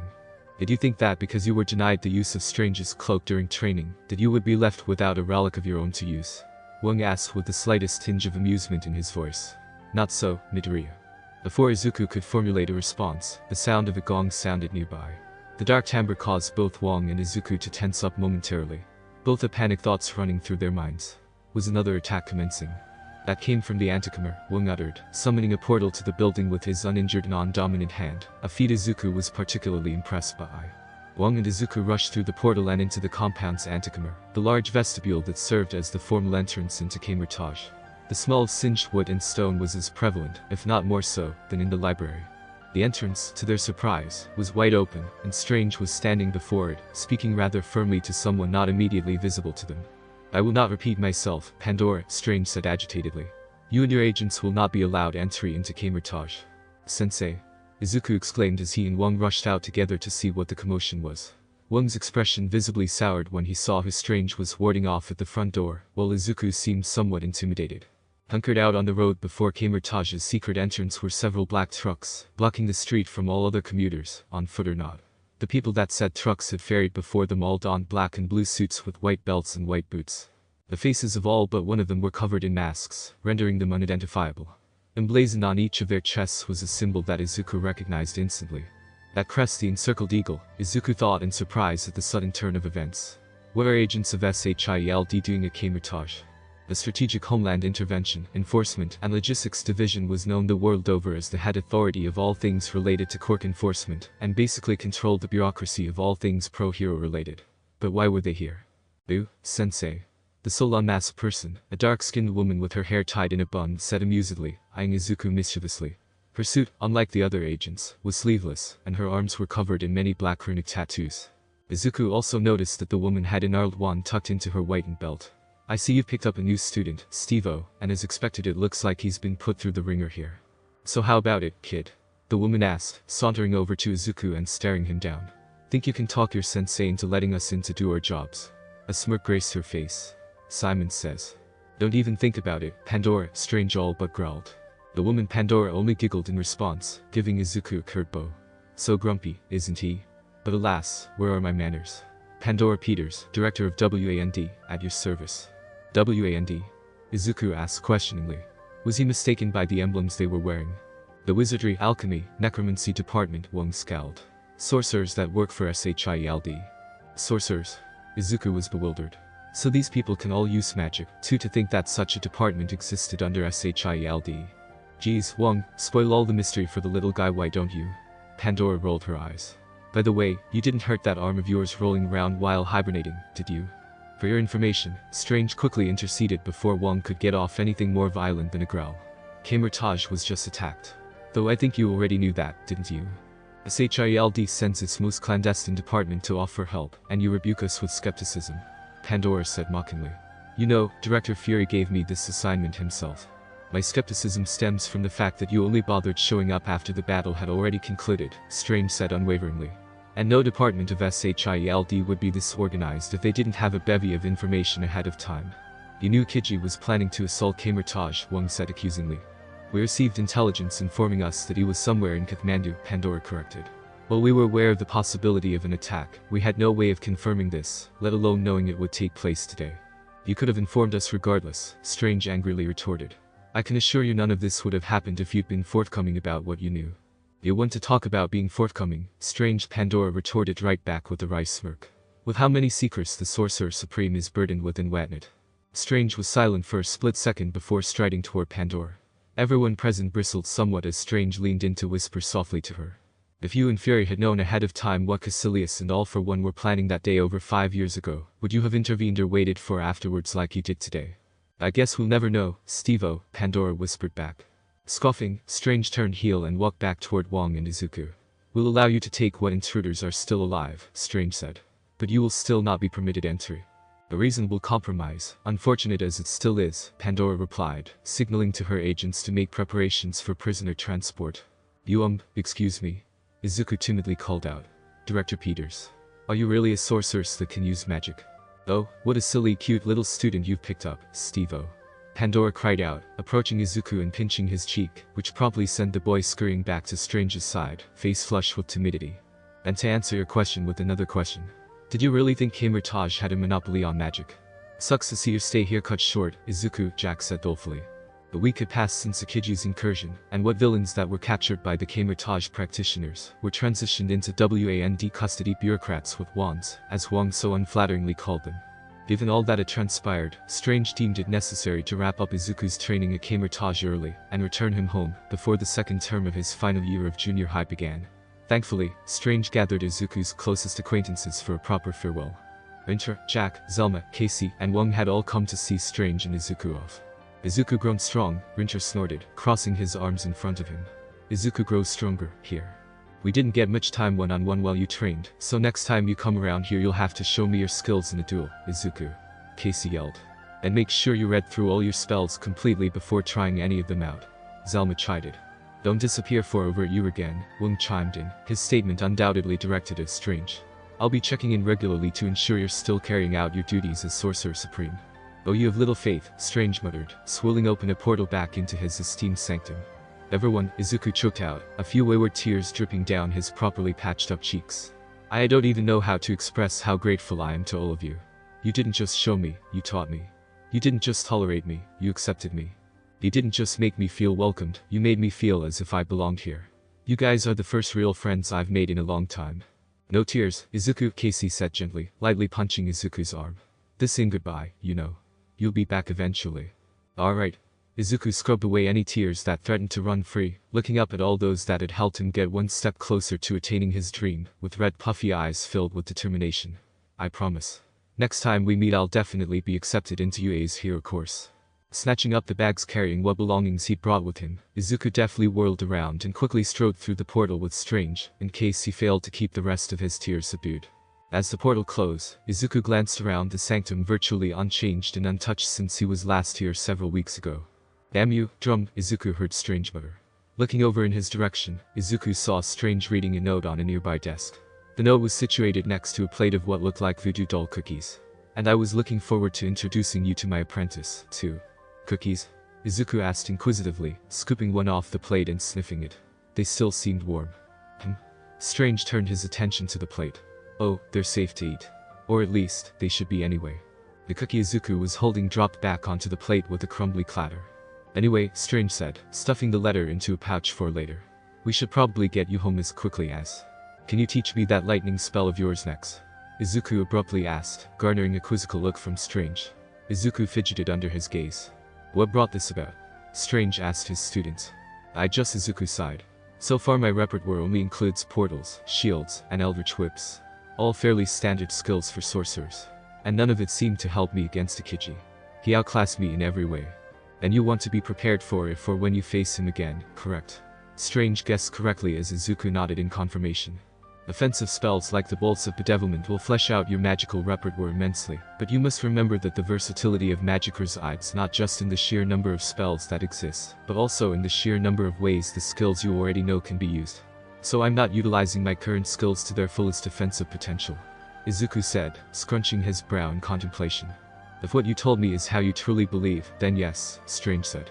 I'll teach you the basics of the bolts of bedevilment, but we'll also round out what you already know on top of training you on how to battle with your cloak of levitation effectively. These last 7 months will be significantly harder than your first 11. With your schoolwork on top of all this, will you be able to handle it, Izuku? Yes, sensei. Izuku exclaimed as Strange prepared to open a portal directly to the boy's home. Wait a moment. What is it, Izuku? Strange asked, hands slowing to a halt. There's something I've been meaning to ask you ever since the day Kiji attacked, Izuku said, fidgeting with his fingers as he looked up at Strange.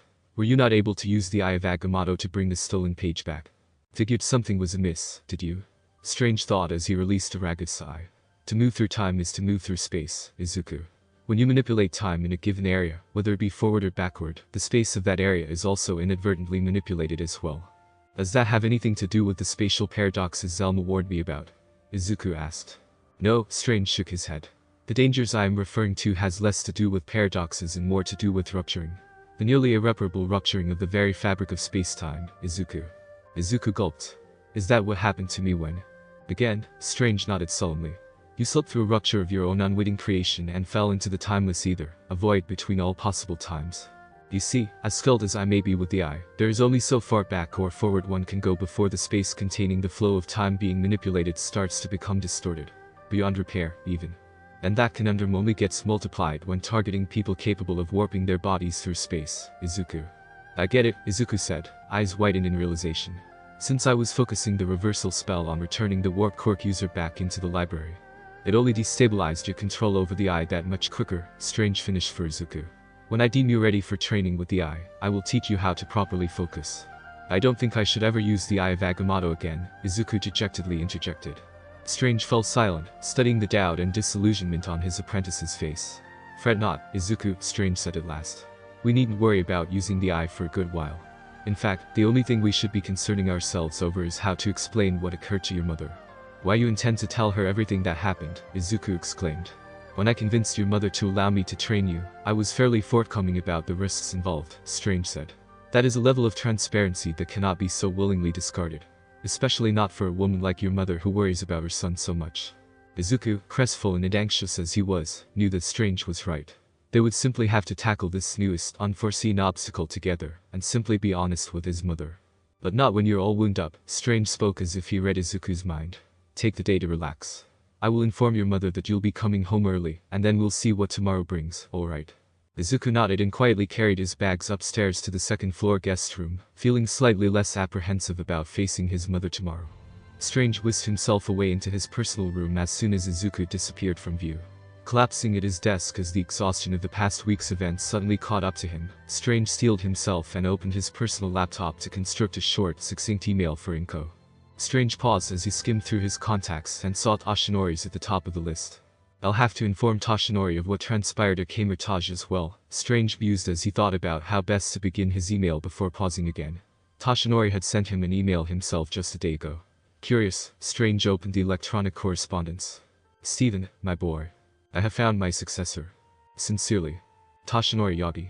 Strange saw that there was a single image file attached to the email. Wasting no time further, Steven opened the file with a quick click. He studied the boy pictured for a good several minutes, mentally ruminating over Toshinori's pick. Seems I am not the only one who picked an interesting protege, Strange chuckled. The day your new student meets mine will be an intriguing day indeed, Toshinori. Flip. Flip. Flip. All for One sat in his chair, hooked up to his many medicinal machines, as he silently perused through the book laid out before him, illuminated solely by the glaring monitor beside him. The monitor cast a sickly green luminescence across an otherwise pitch-black room, deepening the decrepit shadows on the man's disfigured visage. Flip. All for One turned the page again, this one briefly appearing blank like all the others he'd looked at before. The kanji seemed to bleed onto the page from non-existence, filling the sheet with dark knowledge. As he read, the man's fingers gingerly ran across the now disgusting contours of his face, sliding underneath where his eyes had once been present. Every day for 5 years straight did he seek an escape from the torment that followed his now pitiful state. Every night did he awake at least once, calling out for the annihilation of the two men who put him in such a state of bodily tarnish. All might. Stephen Strange. But now his years of patience and meticulous preparation were beginning to pay off. Tamur, despite all the work still needed, was developing quite well in his growth. He was steadily drawing allies to the League's cause, with his sensei pulling the necessary strings when required, of course. Their underground machinations were generating a profit and were out of the periphery of pro-heroes, sorcerers, and the ever-watchful eye of SHIELD agents alike. And then there was the boon that was Akiji Kakatsu. Sensei Kurajiri spoke reverently as he warped into the room. His fogged form was barely visible in the sanctuary's darkness, though his piercing yellow eyes gave away his position in the shadows. Akiji is sufficiently recovered to see you now. Thank you, Kurajiri, All for One spoke suavely, as he usually did. Send him in. With a quick bow, Kurajiri seemed to sink into the darkness as he mostly vanished, a swirling mass of warping shadow replacing where he once was. The limping form of Akiji Kakatsu slowly emerged before the vortex dissipated entirely, leaving the last zealot alone with the man known as the greatest evil. All for One didn't turn to face Akiji, nor did he rush to acknowledge him in any way. Instead he flipped through his ancient books and more. He didn't need to face the bandaged boy as he was already aware of the extent of his injuries. Third-degree burns on his right arm, a scar on his face, second-degree burns all over his backside, contusions, concussions, abrasions, and lacerations aplenty. You knew I wasn't ready, Akiji finally spoke. His tone wasn't accusatory, though that was most certainly his intent. He was frustrated beyond belief, and Shigaraki repeatedly taunting him by saying he got steamrolled wasn't helping in the slightest. Correct, All for One said plainly, turning another page of his tome. I knew you weren't fully prepared. Then why did you agree with my plan if you knew I still didn't stand a chance against Strange? Akiji cried out in frustration. I was so sure of my victory, yet securing the page of the ritual we needed mostly came down to sheer luck. Do you know what the Montesi formula is, Ikiji? All for one asked out of the blue. The man continued when he heard nothing but silence from the boy. The Montesi formula is said to be the key to eradicating the world of all its vampires. I'd heard that it was scribed in this tome, yet it's nowhere to be found. I can say the same for many other pieces of knowledge I've searched for in these pages, yet they seem to be irreparably lost to time. Don't you find it ironic? A book of nearly infinite knowledge and its missing pages. And what does that have to do with me? Ikiji inquired. Or with what happened at Kamar-Taj? The Darkhold may be missing pages, but that has not stopped me from using it for my own benefit, All for One explained. I may be missing variables knowledge, but that will not prevent me from carrying out my objectives. I am not crippled by uncertainty like you are. I am not crippled. What would you have done if I hadn't supplied your foolish operation with my unconditional support? He asked Ikiji. You would have done nothing. You would have bid your time, and bid your time, and bid your time until you would have been out of time. Is it any wonder why I forbade Tamura from participating in an operation doomed to fail? We didn't fail, Ikiji growled. I secured the ritual for you. Your plan had two explicit objectives in mind, All for One interjected. Secure the ritual and kill Dr. Stephen Strange. 1 out of 2 is the equivalent of 50 out of 100. That's a failing grade, Ikiji. Ikiji Kakatsu said nothing, stewing in his own frustration. Ease yourself, Ikiji, All for One said, one side of his lips curling upward. What matters is that you are alive and that you seem to have learned from your foolishness. What of the ritual? Ikiji asked cautiously. I take it you want to perform it right away. All for One asked. Is this you assuming you have every variable accounted for? Is this a methodical Ikiji or an arrogantly overconfident one? Master Caecilius sent me to you for guidance, not quandaries, Ikiji growled. And guide you I shall, All for One replied. Just as I am guiding Tamura to his true purpose, you too shall be guided to yours. What you lack, what you need to fulfill that purpose is an empirical mind and a willingness to act despite a risk of failure. Empirical? Ikiji asked confusedly. An experiment, All for One clarified. To test this ritual. To see for myself if it would be wise to perform such sophisticated magic on one such as I, who is not proficient in the mystic arts whatsoever. And do you have a target in mind? Ikiji asked. Patience, Ikiji, All for One gently chided.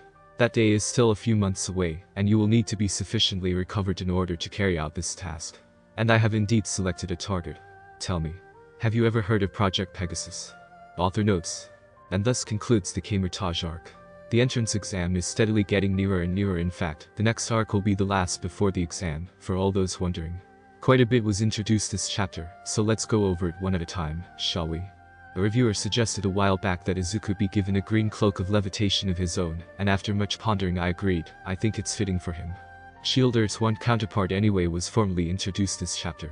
SHIELD will be a somewhat public governmental organization in this story, although its one department will not be given the secretive nature of magic.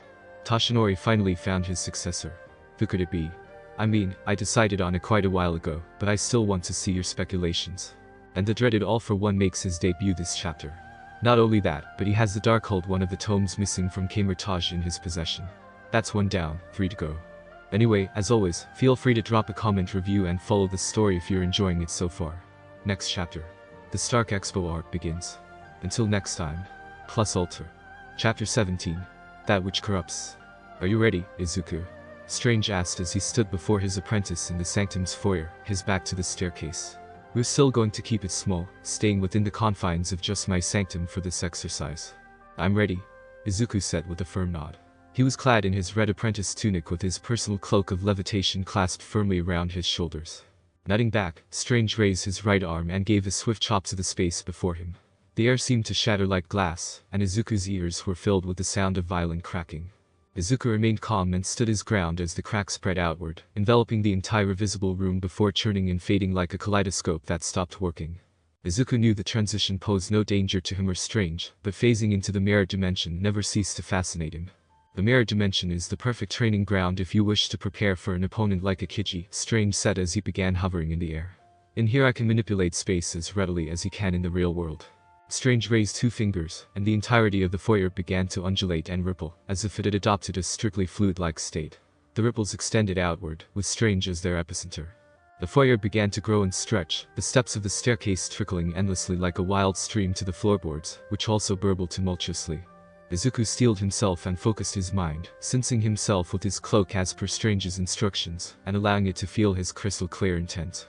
Izuku jumped into the air as the burbling floorboards reached his feet, and he managed to sustain levitation, his green cloak fluttering lightly behind him. It's as I suspected, Izuku thought as he watched the ground beneath him wash away in a tumultuous sea of swirling tile. The Kiji can only spatially manipulate solid matter, but not the air itself. If I remain levitating in the air, then that should negate his advantage over the terrain. Feeling safe, Izuku? Strange's voice sounded out from somewhere within the turbulent maelstrom he had created. Snapping back to attention, Izuku saw his master was nowhere to be seen. He had already hidden himself in the disorienting maze. You may have long since figured out a limitation to spatial manipulation, but victory is by no means assured. You know the rules, Izuku. Right? Izuku responded. Stay off the ground no matter what. The foyer had expanded rapidly, and the staircase alone looked as if it were hundreds of feet wide, the elongated steps cascading down like stone rapids. Seemingly far behind him, the door into the sanctum loomed large, as if the sanctum were now home to giants. The faraway walls and ceiling all rippled like water blown by wind, and Izuku knew he could be struck by anything and at any time. And Doctor Strange was concealed in this dimension somewhere, waiting to be found, or waiting to strike. Figuring he could maximize his advantage in the center of the room, Izuku flew in that direction, keeping his eyes and ears peeled for any sudden movement, though that was easier said than done when everything was seemingly moving. Placing yourself in the very center of the room. Izuku could hear Strange's voice, but couldn't pinpoint where it was coming from. Not necessarily a bad strategy if I were an amateur. Izuku paled as the cascading staircase suddenly surged upward, rising far above him like a tidal wave, nearly scraping against the ceiling as it accelerated back down. But placing yourself in the dead center of the room makes you equally susceptible to an attack from any direction. Strange proclaimed as the stone wave crashed down, forcing Izuku to hurriedly fly through the tunnel to avoid capture. Holy crap, Izuku thought as he instinctively zoomed toward the dining room, which also seemed to expand alongside the foyer and the rest of the sanctum, its entryway ominously arching white in the air as Izuku approached it. Master Strange is going all out. Izuku yelped as a pillar of wood erupted through the wave as it crashed behind him, bisecting the tunnel cleanly as he flew through it. Izuku glanced back and suppressed a yell of terror, as similar pillars sporadically burst through the tunnel and slammed through the other side. Whether they were primarily for capturing him or simply slowing them down, Izuku was unsure, though he knew they were definitely obstructions. Too bad he thought they were only behind him. An oof was all Izuku could groan out as he collided with a pillar that emerged directly before him. Stunned from the impact, Izuku was sure the wave would crash down and close the tunnel around him entirely, but his cloak had other plans. As if sensing its master's distress, the cloak seemed to take control as it wrapped itself around Izuku's body and sped over the pillar, zooming toward the narrowing end of the tunnel with increasing acceleration. Thanks. Izuku stammered as he regained his composure, trying to take control back from his cloak. I'm fine, so you can slow down now. Cloak. Izuku yelled as he tussled with the cloak for control, bumping into the sides of the tunnel repeatedly before twirling and crashing to a halt meters from the tunnel's shrinking exit. Izuku and the cloak lunged forward only to be blocked by the sudden appearance of Stephen Strange, levitating into view at the tunnel's end, hands crackling with lightning. Accelerating to a full stop again, Izuku hurriedly raised his own crackling hands against Strange and hesitated. Strange frowned and unleashed his attack, coating Izuku's body with arcs of lightning. Though it lacked the searing intensity that managed to effortlessly pierce through Kiji's defenses, it was still painful nonetheless. Izuku yelled as his body fell into a painful fit of shudders and spasms, lightning coursing through his body as the tunnel finally closed, the end clamping down around his waist, as he and the cloak futilely tried to squirm out to freedom. Strange sighed at the fruitlessness of his apprentice's actions. I guess this is as good a place to stop as any, Strange muttered as he reversed the tile's grip on Izuku, just enough to allow him to slip through. With a gasp, Izuku fell to the ground, obviously disoriented. Shaking his head, Strange opened a portal beneath Izuku, letting him fall through and back into the real world. Why, you really went all out that time, Izuku groaned as he rubbed the soreness on his waist and shook the dizziness out of his head. Even though he was back in the real world, he wouldn't dare look over at the staircase. The transition out of the mirror dimension was always more unpleasant than the transition into it. Hey. Izuku noticed that his green cloak was no longer connected to his shoulders.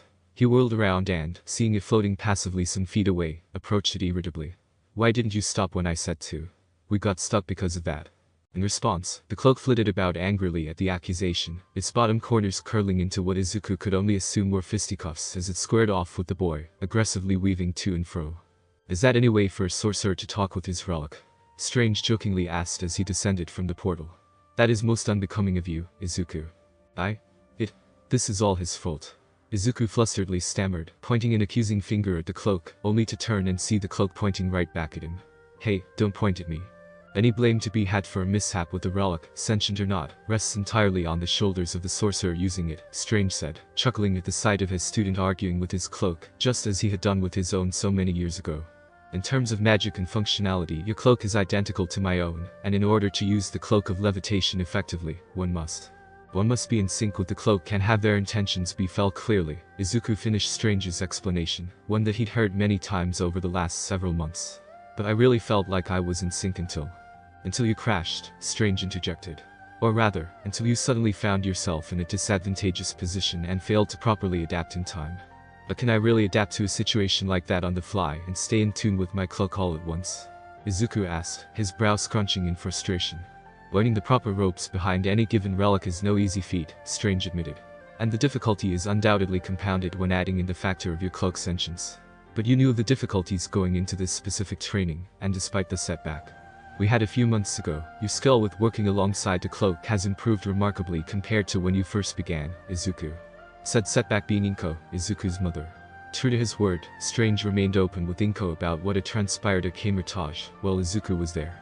He just wished his sensei wasn't so honest to the point that he had described what had occurred in such vivid detail. Inko was horrified, but Izuku was more so when Strange told Inko how he would understand if she decided to end his training sessions right then and there. Their consternation and indignation remained visible, but they had lessened just enough to allow for a compromise to be made. Any training outside of their apartment was to be halted for the remainder of the summer, as well as for the first 4 weeks of Izuku's final second term. Inko also requested to be present for as many training sessions taking place within their apartment as possible, though Strange later confided with Izuku that it was more likely she was genuinely curious about the nature of his training, rather than skeptical of Strange's teaching methods. 6 weeks had now passed since the end of his house arrest training, and Izuku honestly felt better for it. He certainly didn't begrudge his mother in any way. He had long since accepted her overbearing, worrying nature for the loving concern that it was.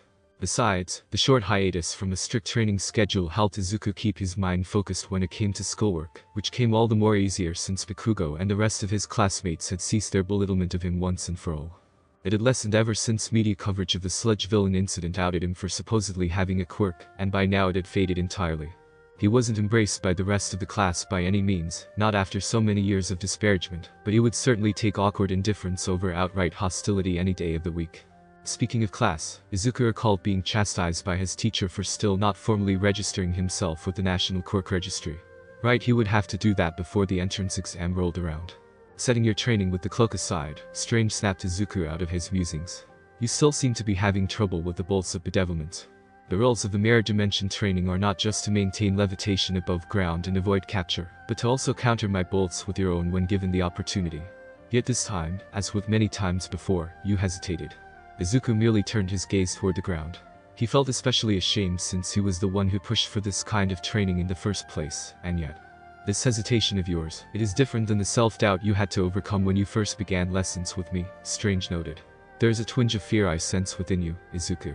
It's just I'm really eager to learn all that I can and so much more before the entrance exam in a couple months, but... Izuku bit his lip. A part of me worries that the more I learn, the more likely I'll end up corrupted like a Kiji. Strange raised a brow but said nothing for a good minute. He finally relented with a sigh, sitting down on the steps of the staircase, and motioning for Izuku to sit beside him. You must have felt it early on then, Strange surmised. How the power behind one's bolts of bedevilment can be steered and fueled by one's emotions, namely, anger and, dare I say, hatred. It wasn't long after the first time I successfully did the spell, Izuku admitted. I forced myself into a state of anger and the results were more than I had imagined. The power you managed to wield frightened you? Strange asked, and a nod from Izuku was the reply. That is not inherently a bad thing, Izuku. A healthy dose of fear can help a sorcerer better understand the scope of the power they possess, as well as motivate them to train more vigorously. It's not just that, I understand that stuff. Izuku shook his head. I just keep thinking back to Kamar-Taj. When I fought Akiji. Before you had arrived he told me my mind was similar to his own, that I was a spitting image of him from just a few years back. And you believe that continuing on your current path will endanger you to corruption on a level comparable to Akiji, Strange concluded. Izuku shakily nodded his head. The thought of giving myself over to such darkness, the mere idea of turning against you and the other sorcerers, it makes me sick just thinking about it. It's true, there are parallels between you and Akiji, Strange conceded. Most plainly of them all is the aptitude for magic you both possess, despite your young ages and relatively early training regimens. Ikiji, like myself, likely noticed the potential for growth you carry, and sought to cultivate it for his own agenda. So you understand my worries, Izuku murmured. On the contrary, I think your fear is quite unfounded, Strange said with a chuckle. How can you be so sure? Izuku asked incredulously. Because in spite of the parallels between Ikiji and yourself, you possess something that fundamentally sets you apart from him, Strange said, thumping a finger against the boy's chest when Izuku looked up at him in confusion. Simply put, you have a hero's heart, Izuku. Ikiji sought knowledge and power in a vain attempt to alleviate himself of the pain within his heart, whereas you seek knowledge and power to alleviate the pain of those around you, as a true hero would. Ikiji led a pitiful life before being brought to Kamar-Taj, Strange continued. He was not able to rise above his pain, and it ultimately consumed him, nay, corrupted him. He was corrupted by his pain? Izuku asked. Power is not the only thing that corrupts, Izuku, Strange lectured. Everyone, in some way, is defined by their pain. However, it is up to each individual to ensure that they are not dominated by their pain as well. Izuku frowned and looked back down at his feet. The lessons of pain and the differences and similarities that both set him apart from Ikiji and connected them in some way, it was all a lot to ponder. He still felt so unsure, and it was clear Strange could see that as well. Any more ponderings on the matter were cut short when the sudden booming sound of rock and roll music unceremoniously thundered throughout the sanctum, rattling the windows and sending vibrations up the very walls and across the floorboards. What's going on? Izuku asked, leaping to his feet. Oh no, Strange groaned as he, too, got to his feet, approaching the nearest window to peek out alongside his apprentice. Don't tell me it's that time of the year already. What? Izuku asked, his curiosity more than piqued by now. He could see throngs of people crowding the sidewalks outside, all heading past the sanctum in a single, unified direction. What's happening out there? Strange merely rolled his eyes and stepped away from the window. This year's Stark Expo, he explained. I swear, it's practically a holiday throughout all of Manhattan. Izuku let out a cross between a gasp and a squeal. Strange wasn't entirely sure. The Stark Expo, Izuku exclaimed. The internationally acclaimed exposition helmed by the #2 American hero himself, Iron Man. Strange seemed to have forgotten just how much of a superhero fanboy Izuku Midoriya could be. Are the rest of the Avengers going to be there? Izuku asked excitedly. Oh, I wonder what other heroes are going to be there. Certainly there would be lots of recognizable ones, given the sheer magnitude of the Stark Industries brand name, not to mention the media presence. Izuku, Strange yelled, snapping his student out of his mumbling. You overestimate the hero presence found at a given Stark Expo. The expo has always primarily been support focus. While heroes may appear here and there, expositions, presentations, and demonstrations of the latest technological support-based wonders are held all over the city. Not to mention the countless vendors set up on every street and every park imaginable, Strange said, before suddenly coming to a halt as he began to turn away. He turned to face Izuku with a knowing look. Perhaps he could use the boy's enthusiasm and the raucous expo to his advantage. Izuku, why don't you take the rest of the day off? Go out and explore what you can from the expo's vendors. What? Izuku blinked, as if he wasn't sure he'd heard his sensei correctly. Explore the expo. Sensations of excitement began creeping up his backside. You don't want to continue with today's training. I think this would be more beneficial to you, Izuku, Strange said. Given your state of distress moments ago, it would be unwise for me to force you back into a similarly stressful situation so quickly. Besides that, I think you've earned a day of fun, don't you agree? You don't want every day between now and the entrance exam to be a slew of just schoolwork and non-stop training, do you? That sounds amazing, Izuku exclaimed, pumped with excitement before visibly deflating. But isn't it too late to get tickets? Aren't those needed to attend the expositions? It may be too late to acquire tickets for the exposition itself, but there are no shortage of public vendors to partake in. Strange replied. I'm sure there's plenty to see just up the road from here in Washington Square Park alone. Thanks a bunch, sensei. Izuku bowed and prepared to depart right out the front door before pausing. Don't you want to explore the square park, too? No, Strange waved his hand dismissively. Year after year I've put up with the noise of Stark's Expo, and I can hardly tolerate it as is from within my own sanctum. But before you leave. Strange snapped his finger, and Izuku's red tunic was instantly replaced by the casual blue pants and black shirt he was wearing before beginning his training for today. Also appearing in Izuku's hand from the snap was Strange's calling card, which was hurriedly slipped into Izuku's pocket. Just in case, Strange said. Now off with you. Thanks again, sensei. Izuku said as he pushed open the front door, only to be met with the sharp November chill, causing him to shiver. Hey sensei. Mind if I take my cloak with me? It's pretty chilly out today. Strange paused as he considered his student's request. Izuku thought for a split second that he'd say no before Strange seemingly relented. Very well, Strange said. But no using it in public. Who knows what sort of trouble it might land you in.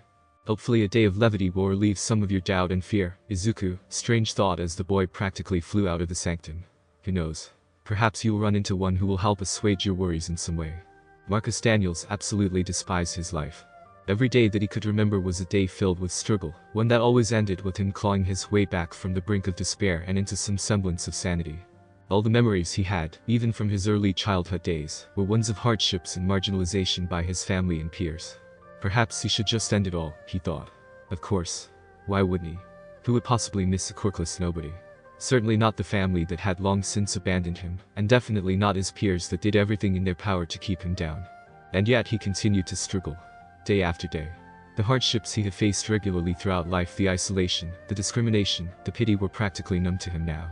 School passed by like a blur. He had scraped his way through college with little recollection of his time there, and even getting accepted into the prestigious research laboratories of Project Pegasus left him with little desire to celebrate his academic achievement and progress.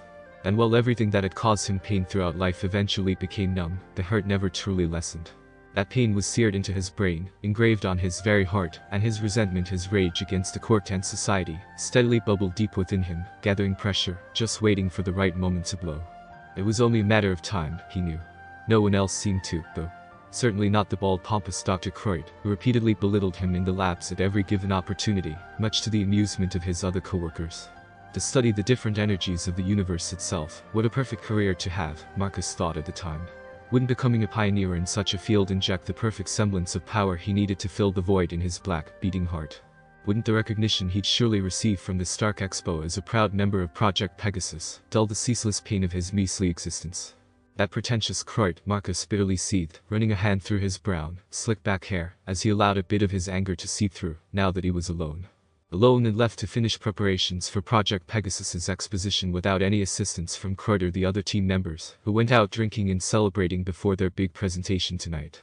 He thinks he's such a bloody godsend with that atomic fission quirk of his, even though I've worked on this project thrice as hard as he has. How much longer can I hold this in? Marcus thought dejectedly as he repressed the vehement urge to simply smash every last bit of Project Pegasus's data available and storm off into the night for a drink of his own. The quirkless man needed every last drop in this world. How much longer can you hold it in? The gravelly voice seemingly read his mind. Marcus spun around, facing a bizarrely robed man with jagged white hair. The left side of his face was decorated with a scar that ran from eye to jawline. And his eyes were cracked and oddly appeared purple. To hold back your anger and hatred is to hold back your honesty, the strange young man said as his hands conjured a bizarre, spinning crimson sigil in the middle of the lab. I can grant what you desire most, but only if you remain sincere, kind sir. The sight before him was positively absurd, Marcus's logical mind implored. He should be yelling for security, or phoning police, or simply running, but Marcus didn't budge, entranced by the spinning sigil. And although his lips never moved, his heart and mind seemed to speak as one. Give me the power I've never known. Relieve me of the pain I've always held. The robed man grinned. It seemed such thoughts were all that were required. The sigil suddenly sped forth and collided with Marcus, who accepted it with wide open arms, as his body was immediately set upon and consumed by an unfathomable darkness. Author notes. The stage is set. Izuku versus his first Marvel villain, and any Marvel fans out there may recognize the name Marcus Daniels, and what that could entail for what's to come in the next couple chapters. A couple characters of interest will be introduced next chapter as well, along with one very special cameo that I imagine will be near and dear to many of our hearts, so stay tuned for that. And to any of you wondering, Tony Stark will not be quirkless in this story. It would contradict the narrative of the story for there to be quirkless pro-heroes. I've decided in advance what his quirk will be, and I think it's a fitting one given his character. You will all know what it is before the end of this current arc. As always, please leave a comment review with your thoughts if you'd like to, and make sure to follow my story if you're enjoying it so far. Until next time, Plus Ultra. Chapter 18. Excelsior. These streets are so narrow. Izuku thought as he attempted to take in as much of Greenwich Village as the crowd would allow. He wasn't tightly packed in the crowd like a can of sardines, but there was no fighting against this current. The throngs of excitedly chattering people all seemed to have a single destination in mind. Washington Square Park. Wide open, and extremely popular to boot, Izuku should have figured most of the people would flock to where the nearest cluster of vendors were likely located. Still, Izuku couldn't deny the charm of this neighborhood as the crowd moved him right on by. The brick mid-rise apartments, the numerous row houses that seemed remarkably maintained given the sheer age and history of the village. And the walk-ups that dotted the vista all coalesced into a warm yet sturdy portrait of a community that defied the odds and stood the test of time, refusing to fall. The growth of Bohemia, anti-war movements, the Stonewall riots, the dark ages of Quirks the village, has seen it all. Izuku couldn't blame an insider's perspective that the world seemingly revolved around Greenwich, given all the historical events that have taken place here across the centuries. Small wonder that Dr. Strange's own Sanctum Sanctorum would be located in such a neighborhood. Geez, Izuku thought, trembling slightly in spite of his cloak's otherworldly warmth. The more I think about this place, the more I feel as if I almost don't belong. Izuku Midoriya was a worward. It was a weakness he could admit to himself, that his overly analytical nature over things such as quirks and pro-heroes inadvertently transferred over into other areas of his life, such as his worries and fears. It was almost paralyzing, how easily he could get lost in the sea of thoughts and possibilities from time to time. You have a hero's heart, Izuku, Strange's words echoed in his head. He gazed downward and slid his palm against his chest. Both Strange and All Might seemed convinced of his potential, and had an unshakable faith in the brightness of his future as both sorcerer and hero, but would the heart of a hero suffice? Would it be enough to quell the doubt Akiji had inflicted on him? Or was his path set in stone, his parallels with the rogue sorcerer dooming him to a descent into zealotry? He hated the thought of being corrupted down a villainous path, and standing with Akiji against Strange, Wong, and the other sorcerers. It evoked images of his face twisted into a sneer, eyes cracked and forehead defiled by the crimson symbol of Dormammu. But most of all, he hated how often he would get stuck on these thoughts in the first place. Oof. My back. Izuku, lost in a labyrinth of dispiriting thoughts, unwittingly walked right into an elderly passerby, knocking them onto the ground. Oh my gosh. Izuku snapped out of his thoughts in a panic, rushing to help the elderly turtleneck man up off his hindquarters, lest he find himself victim to a ceaseless crowd of jubilant civilians. I'm so sorry, sir. Here, let me help. Izuku froze as he brought the aged gentleman to his feet. The perpetual stream of people practically melted away as Izuku focused on the man's wrinkly face, and grayed, combed-back hair and shades. One by one, every detail clicked into place, and the hand Izuku had used to help the man to his feet began shaking. You. Izuku stammered with barely restrained excitement. You're the legendary retired pro-hero Generalissimo. The comic hero. Stanley. Stanley had one hand gripping Izuku's as he was helped up, his other hand rubbing the soreness on his lower back where he had landed.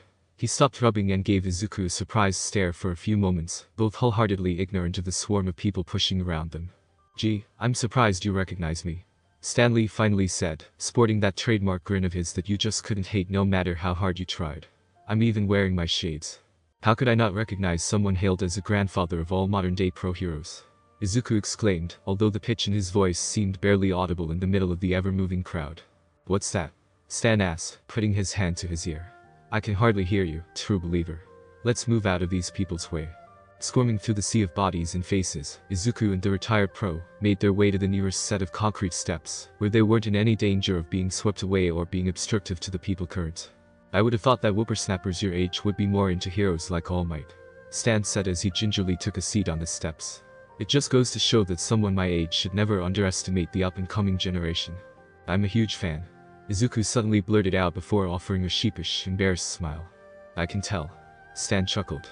It warms my heart to see that at least one from your generation hasn't entirely forgotten mine. He ended with a sigh. I am so sorry for not paying attention earlier and knocking you down. Izuku bowed his head venerably for forgiveness. Oh, don't beat yourself up too hard for a simple mishap, young man, Stan said encouragingly. A few moments of rest will pep me back into shape. Though while we're sitting here, perhaps I can help you in turn. Cha. Izuku blinked. I got a good look at your face before you bumped into me, Stan said with a perceptive look in his eye. You, young man, had the face of someone deeply troubled by something. Anything I can do to help you?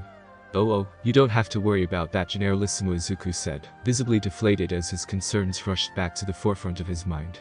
Retired or not, a true hero never hesitates to meddle wherever and whenever they can. Stan beamed proudly. Izuku sat beside Stan and lowered his head in thought. The retired pro-hero Generalissimo himself was offering to help in any way he could. He certainly couldn't deny the advice of a venerated veteran, could he?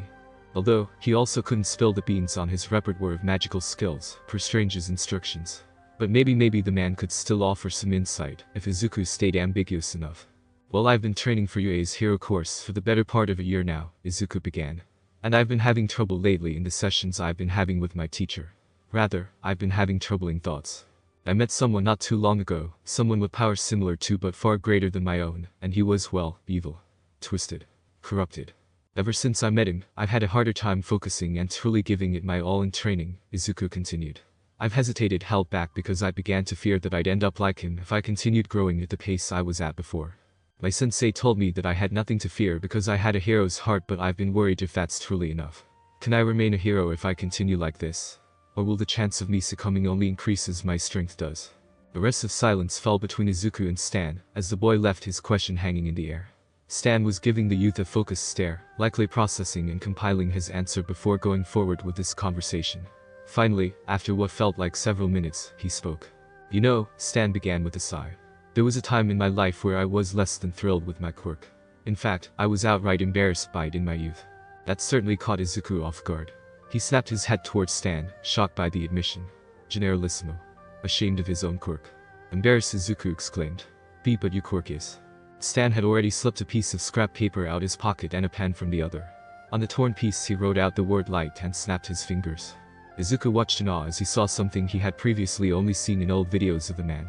The word literally peeled off the page and began shining radiantly before seemingly snuffing itself out moments later, the letters fading along with the light it emitted.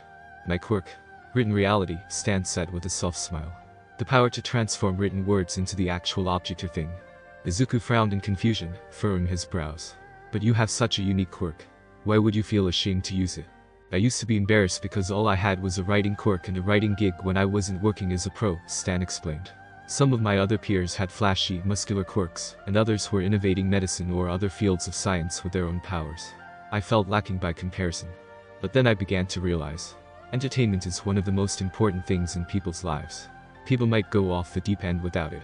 And so I decided that even if I didn't have the flashiest quirk as a pro hero, I could still entertain people as well as save them. I felt that even if entertaining was the only thing I could do in that moment, that I was still doing a good thing. I think there is an innate desire for superpowers in all of us, Stan continued. Or rather, a desire to do more than we can already do, for better or worse. I think it's almost fitting that quirks have become so prevalent. They allow people to rise up and achieve these dreams. But not everyone gets what they perceive to be a useful power.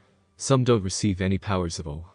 Izuku was instantly reminded of Kakin, how he'd received a perfect blend between his parents' quirks, resulting in a terrifyingly strong power well suited for heroics, while he himself was deemed quirkless, his dream of being a hero seen as an outright fantasy. But despite that, there's no such thing as a truly powerless person, Stan quickly added, surprising Izuku. Because flash or no flash, strength or no strength, quirk or no quirk, one person can always make a difference.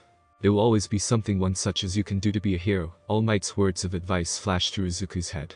And people, heroes, civilians, and even villains press onward, not because they have no fear or doubt, but rather they strive to stay ahead of it, to not be dominated by it. Izuku recalled the lesson Strange had given not even an hour beforehand on pain, how it defines everyone, and the importance of not allowing it to dominate oneself. Izuku realized then that his hesitation, his reluctance to grow in fear of ending up like a Kiji was his pain stunting his growth and was slowly beginning to dominate him, rather than simply define him. There was a wicked irony in the realization. Izuku's festering pessimism posed a far greater threat than any magical growth ever did. Generalissimo was right. He can't hesitate because of doubt alone. Rather, let it propel him forward, onward and onward, until he was finally ready to take on the entrance exam and earn his way into UA. Now that, Stan said, admiring the sheer determination that sprouted on Izuku's face, is a look that screams Excelsior. Thank you, Generalissimo. Izuku exclaimed as he sprang to his feet, feeling pumped and energetic from the retired pro's pep talk. I feel like I know what to do now. Then before you head off, Stan said, quickly whipping out a small piece of paper and thrusting it toward Izuku. Let me give you this. Oh no, I couldn't.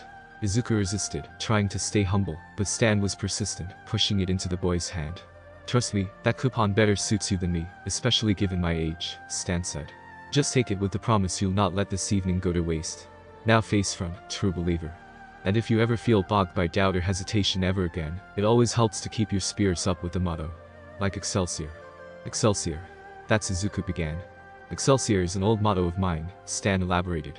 It's an old word, old even by my standards, that means upward and onward to greater glory, to keep moving forward, even in the face of the fact that nothing lasts forever. Izuku smiled earnestly, brimming with resoluteness. I have a motto to keep me going, too. Then let me hear it, Stan said with an equally bright grin. Let me hear your Excelsior. Izuku raised his left arm high in the sky, mimicking the man he'd admired since childhood, before dashing back into the sea of people steadily marching towards Washington Square Park. Plus ultra. Now, Marcus, a portly and bald-headed Dr. Croyd uttered fearfully as he beheld the state of his fellow scientist, one that he had belittled ever since he joined Project Pegasus. where once he looked down upon the pitiful, quirkless Marcus Daniels with little more than disdain and contempt, he now gazed upon a crepuscular nightmare with trepidation and fright. Quirks stood in the laboratory doorway, bathed in the light of the hallway as he peered at the carnage within the room. All of their computers and equipment had been ripped asunder. Electrical components, some still sparking with electricity, were strewn about the floor like confetti or worse, embedded into the walls and ceiling from an unfathomable force. Some of the windows were cracked, others completely shattered, and others still remained untouched and undamaged, for reasons Croyd couldn't comprehend. Much of what remained of Project Pegasus's lab was cloaked in shadow, as many of the lights had been utterly obliterated by the same entity that had laid waste to the computers. Said entity, the new Marcus Daniels, stood contemplatively in the center of the lab. Marcus huffed raggedly as he observed the new power emanating from his body. He let loose in a fit of excitement the moment the sigil made contact with his body, and when his senses returned to him moments later, the robed man had vanished and well, the results of his carnage was crystal clear. No one would be able to deny the primal strength his new body possessed. No more quirked individuals would be allowed to look down on him anymore. No more would they keep him under the heel of their boots. More, Marcus muttered to himself as he admired the waves of tangible darkness undulating off his body. I have become so much more. Much more than a mere human, Marcus decided. The glint of scattered lights on the floor caught his attention. It was a shattered window pane, and Marcus was able to see his splintered visage on the various shards on the ground before him. The tiredness in his gray eyes had dissipated. He gingerly touched his cheeks, noting a slightly darker skin tone that wasn't present before. But most obvious of all was the shimmering crimson sigil adorned in the center of his forehead, the same sigil that he embraced just moments ago. Marcus grinned malevolently. The stranger truly had granted him his deepest desire. This was a symbol that denoted true, undeniable power. Marcus raised his arms, watching studiously as the darkness his body now freely conjured seemed to ooze from his limbs before dropping to the floor, producing sizzling wisps of Stygian smoke as they impacted. The darkness came and went all over his being, robbing himself of any bodily sensation wherever it emerged, though it returned whenever the black substance faded or moved on.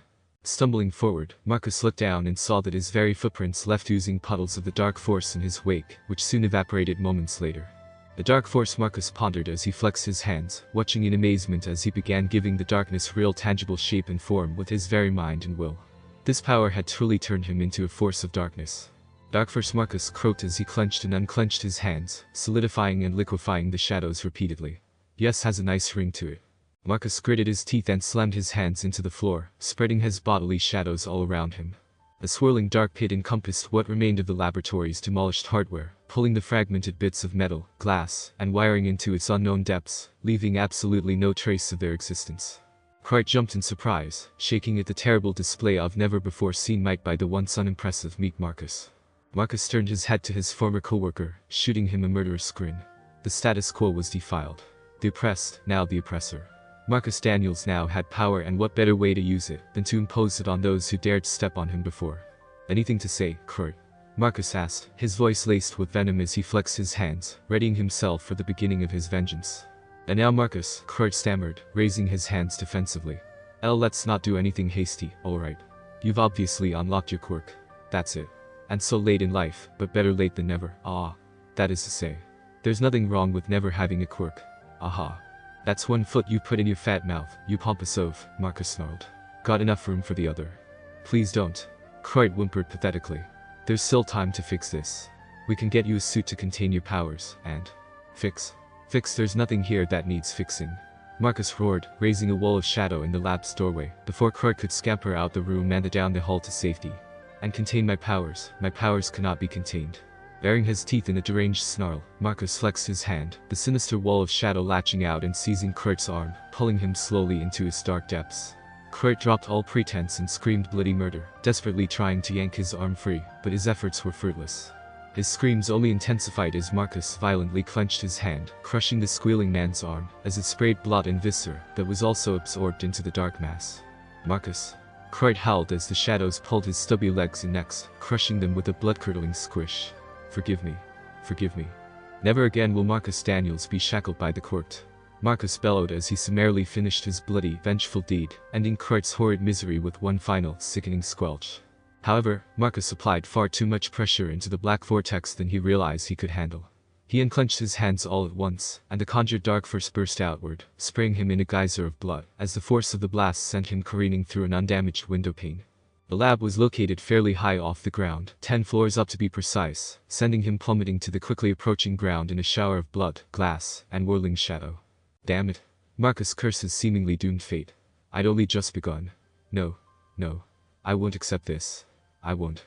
Marcus shut his eyes and stretched his hands outward, nearly hurling as his accelerated descent came to a halt. Shakily taking a peek, Marcus saw that the dark force his body produced seemingly acted on its own, conjuring an inky black platform that slowed and then stopped his fall. He felt tingly all over, unable to feel any sensations throughout his body for a moment. Marcus stayed silent aside from his rough panting before exploding into a giggling fit as the feeling in his body slowly returned, and the platform gently lowered him to the plaza ground below. He was about 20 feet from a bloody impact before his dark force had caught him. Unstoppable, Marcus muttered to himself, shivering with glee. I am truly unstoppable. Halt. A shaky voice yelled out as Marcus's feet reached the ground. Before he'd even realized it, he was surrounded by a dozen armed guards, separating him from the rest of the brightly lit plaza. The plaza itself was filled to the brim with vendors, advertisements, and hundreds of now fearful spectators. All movement had ceased, all music subsided, all eyes were on Marcus, who shivered uneasily. What was this? Why was he shivering all of a sudden? Why was his body tingling all over again, tingling so bad it felt like prickly needles, stabbing every fiber of muscle and blood vessel beneath his skin? Is it them? Marcus dementedly wondered as he stared out across all the wide-eyed passerby. Are they, the damned court, causing this feeling? Don't move. One guard ordered as he pulled a radio to his lips, requesting backup at Madison Square. Stop staring at me. Marcus growled as he took a sudden step forward, prompting the jittery officers to open fire on him. Marcus was immediately shielded beneath a shadowy dome, effortlessly deflecting all projectiles sent his way. What the hell? Another officer yelled out.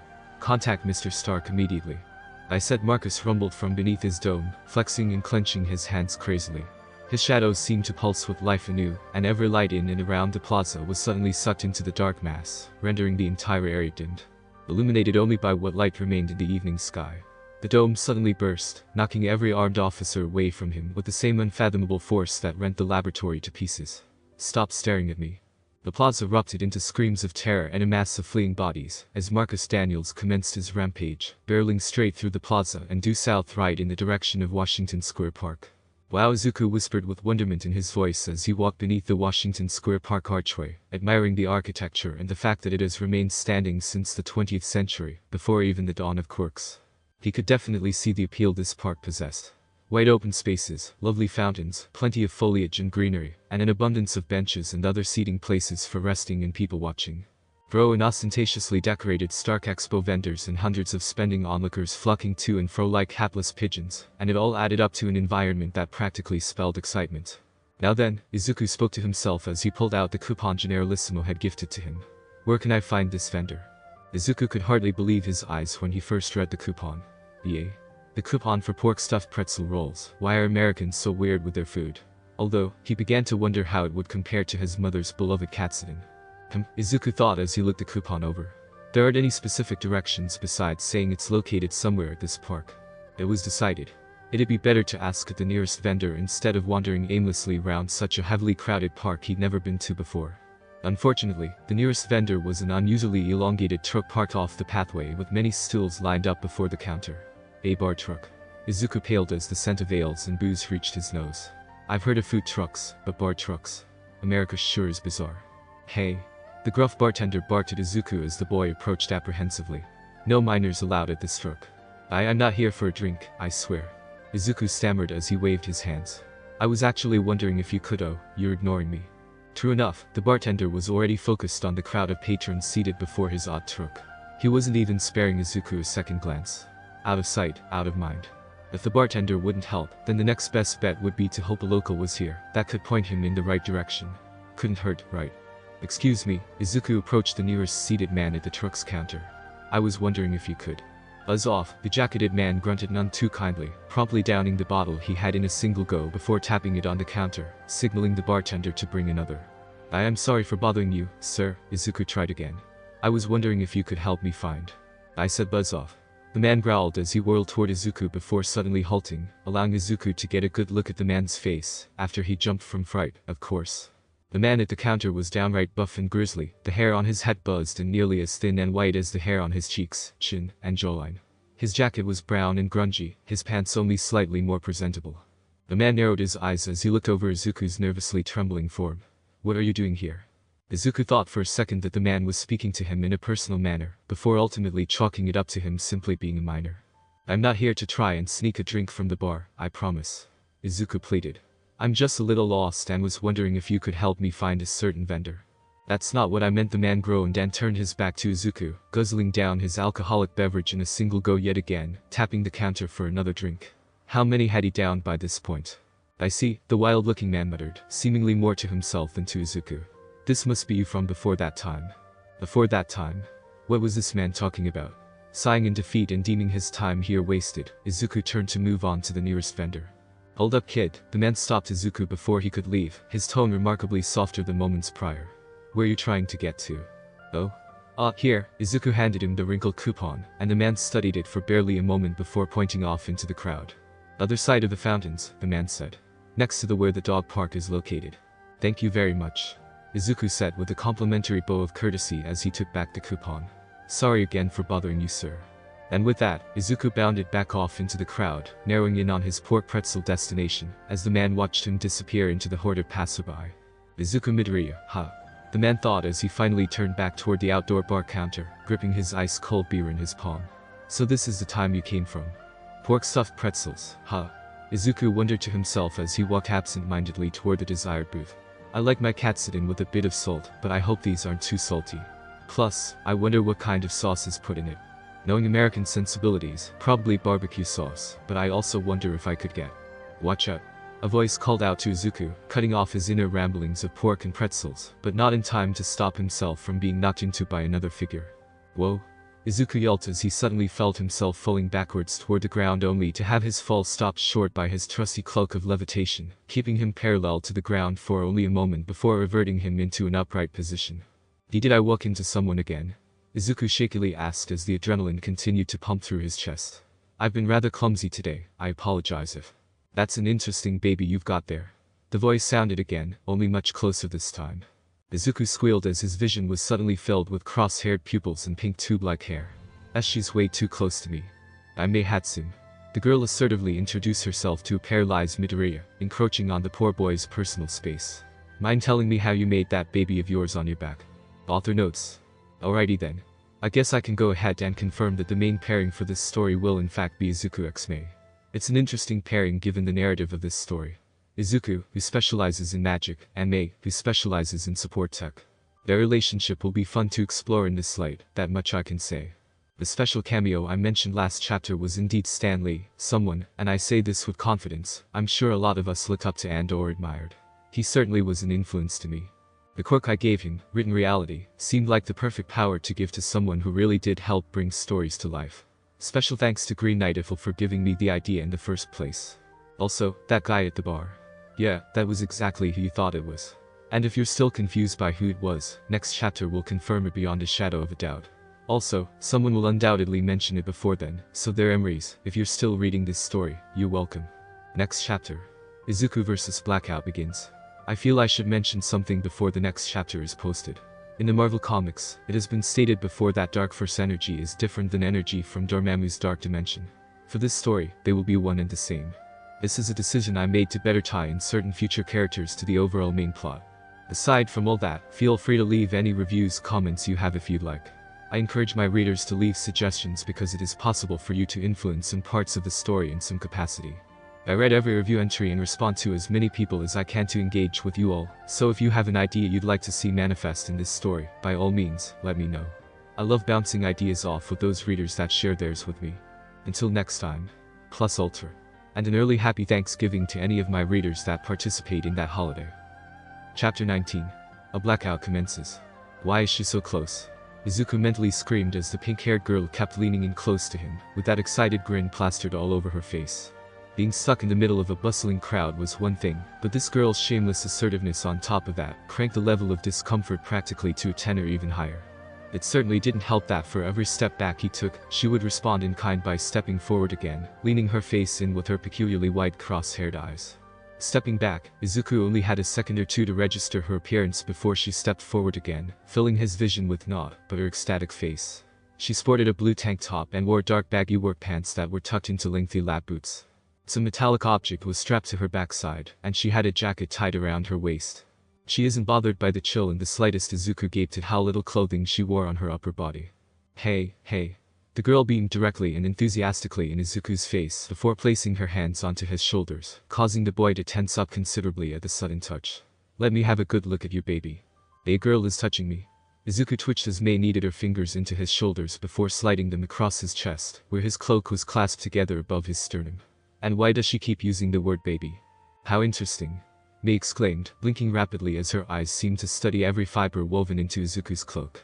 The way your baby propelled you back up without any visible propulsion, it's almost like it emitted gravitons. Yet I can't find any noticeable electronic components in your baby whatsoever. That's actually because Izuku stammered, trying to offer an answer that would satisfy this shameless busybody, while simultaneously preserving his secret, but his voice once again lodged in his throat as Mei circled behind him, rubbing her palms against his backside as she felt up his cloak to study it further. This baby is exemplary, Mei remarked.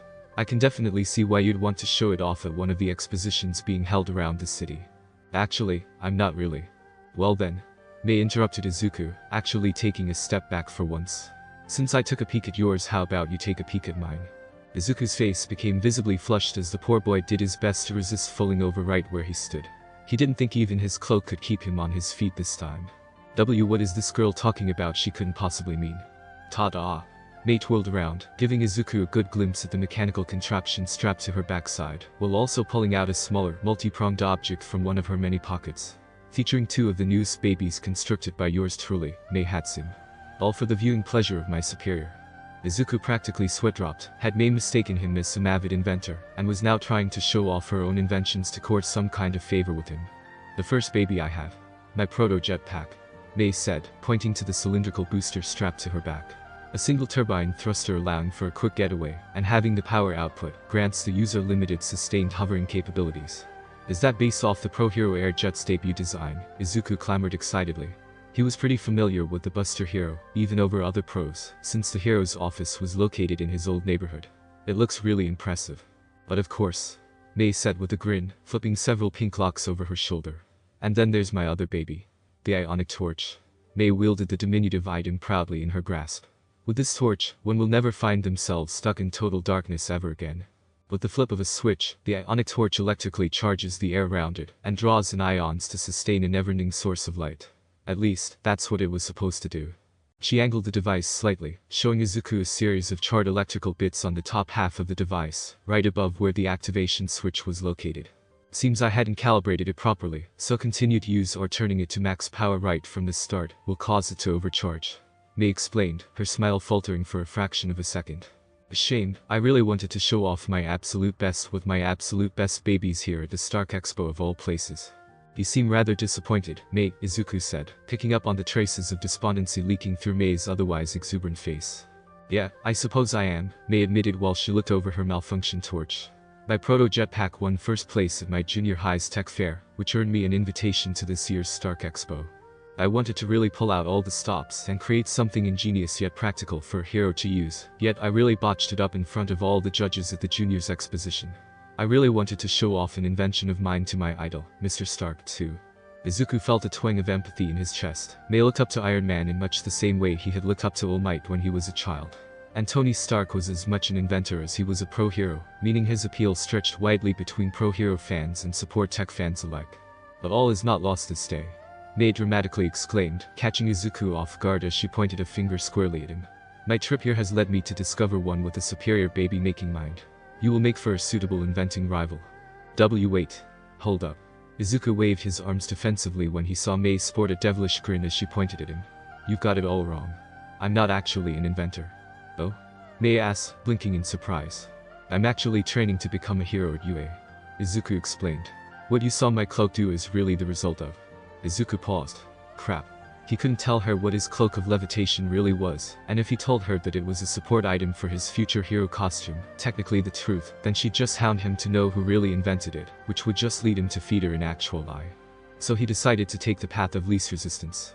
What you saw my cloak do is just a result of my quirk. Izuku gave the best excuse that came to mind, laughing sheepishly all the while. Yeah, my quirk. Mei gave Izuku a silent, pensive stare for several silent moments, drawing the tension out so thin it could have snapped at any given second. As if trying to help corroborate its master's story, Izuku's cloak unclasped itself from his shoulders and levitated to Mei's backside, equipping itself onto her instead. Yeah. My quirk is, sentient fabric. Izuku said with the straightest face he could possibly muster. I can give sentience to any article of clothing I desire. Well, that's a relief. Mei seemed to visibly relax when the cloak attached itself to her. Seems it wasn't just Izuku that could be gifted its ethereal warmth. That means less competition for me.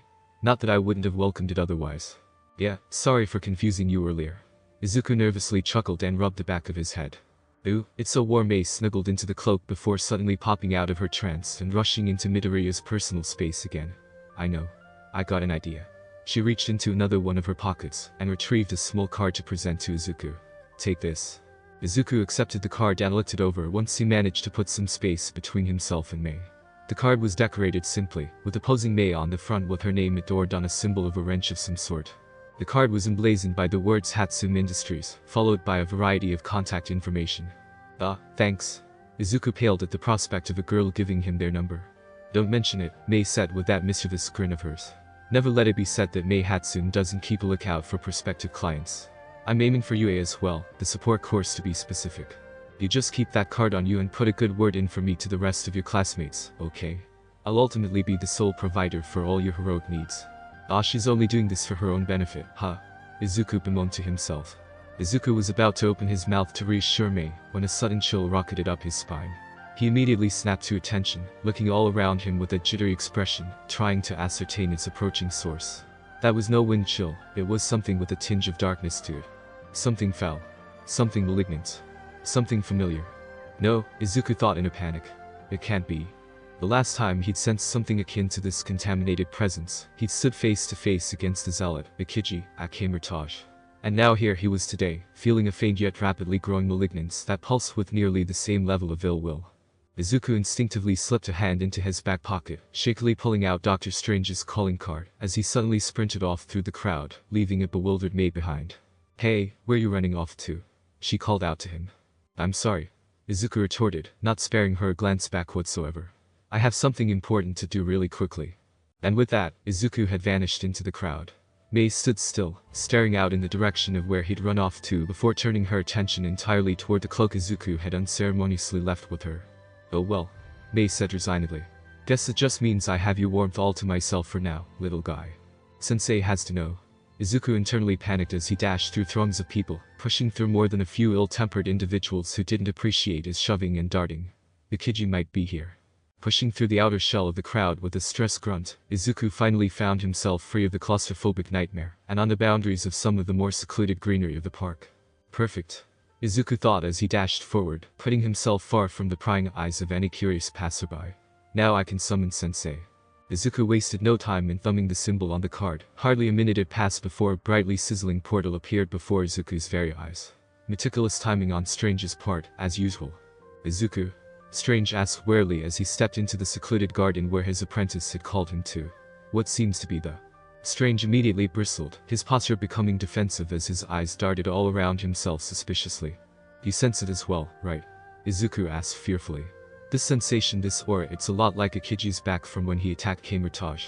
Correct, Izuku, and yet Strange became eerily quiet as he shut his eyes, trying to focus on the dark presence that was steadily growing, indicating either a continuous surge in strength or nearing to their location or, more terrifyingly, both.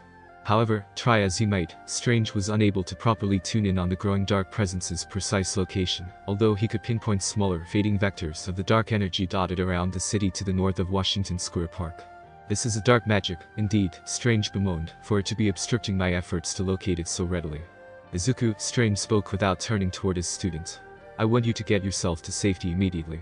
If this is Ikiji, then it would be best if you were nowhere near this location. You are not yet ready to confront him again. Either return to the sanctum or return home post-haste. That is an order, Izuku, Strange sternly added when he sensed that the boy was about to object in some way. Strange briskly opened another portal and promptly entered through, closing it behind him, and leaving a fearful yet equally determined Izuku in his wake.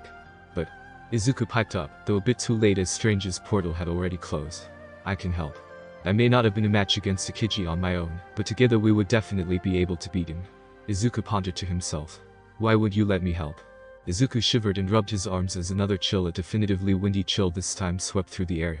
Izuku suddenly ceased his rubbing as a realization sprang to life in his brain. In his panic, he had ran off without his trusted relic. May still had his cloak of levitation. Marcus soared through the air, landing on the side of a nearby skyscraper as he headed steadily southbound. His lab coat fluttered in the breeze, tainted in horrific red and black hues from the constant use of his newfound powers, and also the blood of that wretched Croyd whom he dispatched moments ago. His arms had morphed into dark, amorphous blade-like appendages, digging into the side of the building he had latched onto, keeping him propped up as he surveyed his surroundings. Light, he grumbled to himself irritably. Far too much light. New York wasn't called the city that never sleeps for nothing, after all. Even as the last vestiges of the sun were dipping beneath the already obstructed horizon, and night began its routine domination of the sky, brightness still permeated the boroughs of New York, like a virulent plague. Luckily, he possessed a cure for this bothersome contagion. Marcus inhaled a deep breath, tightening his focus on the swelling dark force that was now pulsing through every vein and capillary within his body. He hissed as it erupted from his backside, a throbbing mass of shadows that hungered perpetually. Reaching out almost reflexively, Marcus suddenly and violently yanked his hand back, pulling nearly every bit of light around him into the writhing dark mass that he now wielded. He wasn't stingy, either. Every skyscraper and mid-rise building in sight went dark in an instant, as if they were merely flipped off by a simple switch. And the streets below were plunged into sudden darkness, as the bulbs of the streetlights exploded in a shower of rapidly fading sparks, and car and traffic lights alike inexplicably lost all luminosity. That panic down below set in immediately as people stumbled fearfully through the untimely darkness, their screams compounded by the crashing of vehicles and the grinding of steel against steel. Marcus tuned out the chaotic clamoring that echoed all around him, focusing entirely on the darkness that consumed any and all light insatiably, rumbling for more even after this generous feeding. He allowed the dark force free rein all across his mortal body, relishing in the numbness that ceaselessly followed every rapid rush of darkness that washed over his limbs and torso, seemingly drowning his flesh in the bottomless pools that radiated out of him. That sensation of drowning the numbness was practically blissful for Marcus. Numbness meant he couldn't feel anything anymore, especially not the pain he was so accustomed to in life. It was also more than his body that he couldn't feel anymore. His heart, too, had succumbed to the numbness, and he was more than happy for it. His newfound powers made every noticeable pulse seem cold, lifeless, painless. He couldn't go back to his former pitiable self, capable of little more than simply existing day by day, slowly rotting from the pain inflicted by all those around him. No, he had to stay numb, he had to stay cold and unfeeling, and he could only do that by constantly using his powers, forcing it to perpetually encompass as much of his body as possible. Every few minutes or so, that dreadful tingling would re-emerge somewhere on his body, and Marcus would grit his teeth and bury whatever inch of warm, exposed skin and flesh dared to feel again beneath a deluge of darkness, each one deeper and colder than the one before. The sound of police sirens caused his ears to perk. Marcus casually cast a glance back in the direction he came from. None of those pesky officers had been able to keep track of his movements and keep tabs on his location once he'd submerged that plaza into blackness and knocked them all back and sprang away. No, they were of no consequence. No one was of any consequence to Marcus now, court or otherwise. And yet Marcus grumbled to himself. Those lights. The further south he rampaged, absorbing any and all light from his surroundings as he went. He could faintly detect two particularly strong lights way in the distance, getting closer and closer the more he went. He could feel these lights, just a little. There was a warmth to them he couldn't even begin to describe. It was almost as if they were alive. Of course, that just made him want to extinguish these lights as quickly as possible. How dared they penetrate through the coldness of his new being and make him feel? Marcus was about to launch himself from the building and continue his way southward, but he paused. Two more lights suddenly manifested in the direction he was heading, and barely a minute or two had passed before they suddenly disappeared and then reappeared behind him, in the direction of the Project Pegasus labs that he had decimated minutes ago. What the hell is going on? Marcus growled aloud. He now had two options. Continue southward and extinguish the lights he had initially sensed, or swing back toward his old laboratory and try to snuff out the lights that manifested over there. After a moment of internal debate, Marcus kicked off the skyscraper and landed on a platform of shadow that materialized out of his body. The platform zoomed southward without hesitation, with Marcus deciding to stick with the lights he detected first. He would deal with the other two later. Security and police had already gathered in that direction anyhow, and he wanted to avoid those annoyances for as long as possible. Marcus leaned forward as his levitating platform zoomed onward, urging it to go faster and faster still, as the Washington Square Park archway soon came into view. With a malevolent grin, Marcus sped right towards it, sending a cloud of dust and rubble into the evening sky as he crashed atop the ancient arch, looking out across the stunned sea of people before him. All eyes were on him once again as he narrowed his search for the nearest light that caused his new body to quiver so irritably. There were a few shouts of surprise as he landed with a crash, but the crowd didn't descend into mayhem until he leaped off the arch, over the fountain, and onto the ground below. As before, the screams and thunderous stampeding of frightened bodies became little more than white noise in Marcus's ears as he finally managed to corner his target. A pink-haired girl wrapped in a dark green fabric. The girl was shuddering, her white-eyed face full of fear as she collapsed to the ground and scooted backwards until she was pressed against the fountain wall, with nowhere else to go. No, it's not the girl, Marcus suddenly came to realize. The light vexing him so thoroughly was not the girl but the cloak she was wearing. Marcus could hardly begin to comprehend how the garb was part of a source of his aggravation, but that wasn't going to stop him from ripping it to shreds and extinguishing its light. Girl, Marcus rasped venomously. Hand over that cloak you have there. The cloak? The cross-eyed girl asked. The cloak seemed to shudder, and the girl hugged it closer to her body. It's not yours. Give me the cloak, girl, and no harm will come to you. Marcus growled, his patience dwindling to zero. I'm holding on to this for someone else. The girl said defiantly as the cloak seemingly attached itself to her backside without any movement from the girl. Marcus nearly recoiled from the surge in light emanating from the fabric, which flowed freely into the girl's body and kept her resolve and defiance steeled. Then I will extinguish you along with that wretched light you wield. Marcus roared, his arms bursting into amorphous bludgeons that he raised above the girl's head, making her flinch in terror. Get away from her! A voice exclaimed from behind him. Before Marcus could even turn to face this newest annoyance and obstacle, a lash of blazing fire soared through the air and ensnared his arms. Marcus found himself being pulled back and yanked to the ground from a forceful tug. Hatsune. Run. The pink-haired girl wasted no time and sprinted out of view. With a pained hiss, Marcus worked fervently to rid his arms of the lashes that constricted him. It was painstaking agony, but he managed to overwhelm the restrictive fire by drowning it in a torrent of renewed shadows. It hurt, it hurt, it hurt. Marcus turned around quickly, seething to himself how this light was now inflicting pain on him, rather than simply being an irritant. Marcus nearly took a step back in fear when he saw the one who'd gotten in his way. It was a messy green-haired boy, his eyes were placed squarely on his own. His gaze was filled with equal parts fear and determination, and the boy had taken a fighting stance, despite the obvious dread he was showing. But there was an even more obvious fact about this enigmatic boy, one that was only amplified when the green cloak flew to his backside, attaching itself to him and amplifying the light twofold. Boy, Marcus rumbled, narrowing his eyes. You and the cloak are the two lights I first sensed. And you must be the dark presence I sensed. The boy retorted, trembling where he stood.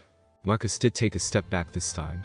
He sensed the boy's presence, and he was sensed in turn not only that, but the boy's quirk, whatever it was, seemed to counter his power perfectly. His light being somehow able to pierce straight through the comforting cocoon of his newfound darkness, and actually cause him pain where people with guns could not. Quivering with rage, Marcus bared his teeth as the pressure within his form skyrocketed, the shadows within swirling tempestuously. This boy's very existence was a blight against his own. He swore back in the lab that no one would ever stomp quirkless Marcus beneath their heels ever again. He would make every quirked individual that dared to get in his way suffer his wrath. He'll start with this boy before him. His slaughtered corpse will suffice as a warning against all quirked. Letting loose a fierce special yell, Marcus's body began drawing in all light from Washington Square Park and the surrounding buildings. Street lights, neon vendor signs, decorative bulbs, etc. All luminescence was dragged into his bodily abyss, gobbled up by the dark, incessant hunger lurking within him. Soon, the entire park was shrouded in a nearly impenetrable darkness. The boy's cloak seemed to wrap around his body, preemptively shielding him from what came next. The pressure reached its limit, and Marcus unleashed it all at once in the form of a mighty shockwave, blasting it outward in all directions around him. The boy was seemingly hit point-blank and sent flying. The dark tremor absolutely laid waste to the park, busting through the fountain walls and forcing the water to erupt high into the sky. Street lamps and telephone poles were snapped and bent like toothpicks, dangling precariously above the ground. The greenery was rent asunder, roots and chunks of wood sent careening into the crowded vendors, most of which were blasted onto their sides or collapsed where they stood, some even burst into flames. Marcus panted heavily as he surveyed his latest carnage. The mostly evacuated park was thoroughly destroyed and laid to waste, but he hadn't accomplished his goal. A brilliantly bothersome incandescence shone through the cloud of dust, causing Marcus to shield his eyes momentarily. Much to his dismay, he saw that the boy and his cloak remained relatively unharmed and they were levitating. The cloak was fluttering outward, seemingly stopping the boy from flying too far back, while the impact of the attack appeared to be mostly absorbed by a shimmering shield of some sort conjured by his very hands. Before Marcus could muster even a snarl, the sound of scraping metal and other debris filled both of their ears. Both Marcus and the boy looked over at the source of the noise, watching as a grisly old man calmly pushed his way out of the flaming wreckage of one of the vendors. His jacket and pants were scorched in various areas. In one hand he held the body of another person, and in the other, he held the remains of a shattered beer bottle. He gently settled the body he had pulled from the wreckage off to the side, before leveling a murderous glare directly at Marcus. "Hey, asshole," the man spoke directly to Marcus as he raised the shattered top half of his beer bottle, before abruptly dropping it, letting it shatter completely upon impact. 3 metallic elongated claws slowly emerged from between the man's knuckles on both his hands with a soft sheathing, as if they were unsheathed swords. "I was drinking that." Author notes. SHT's getting real. Pretty much everyone that posited a guess got it right. The man Izuku met last chapter was indeed Old Man Logan. Others mentioned the strange words he used in reference to Izuku, a hint of things to come later on. You'll have to stick around to find out.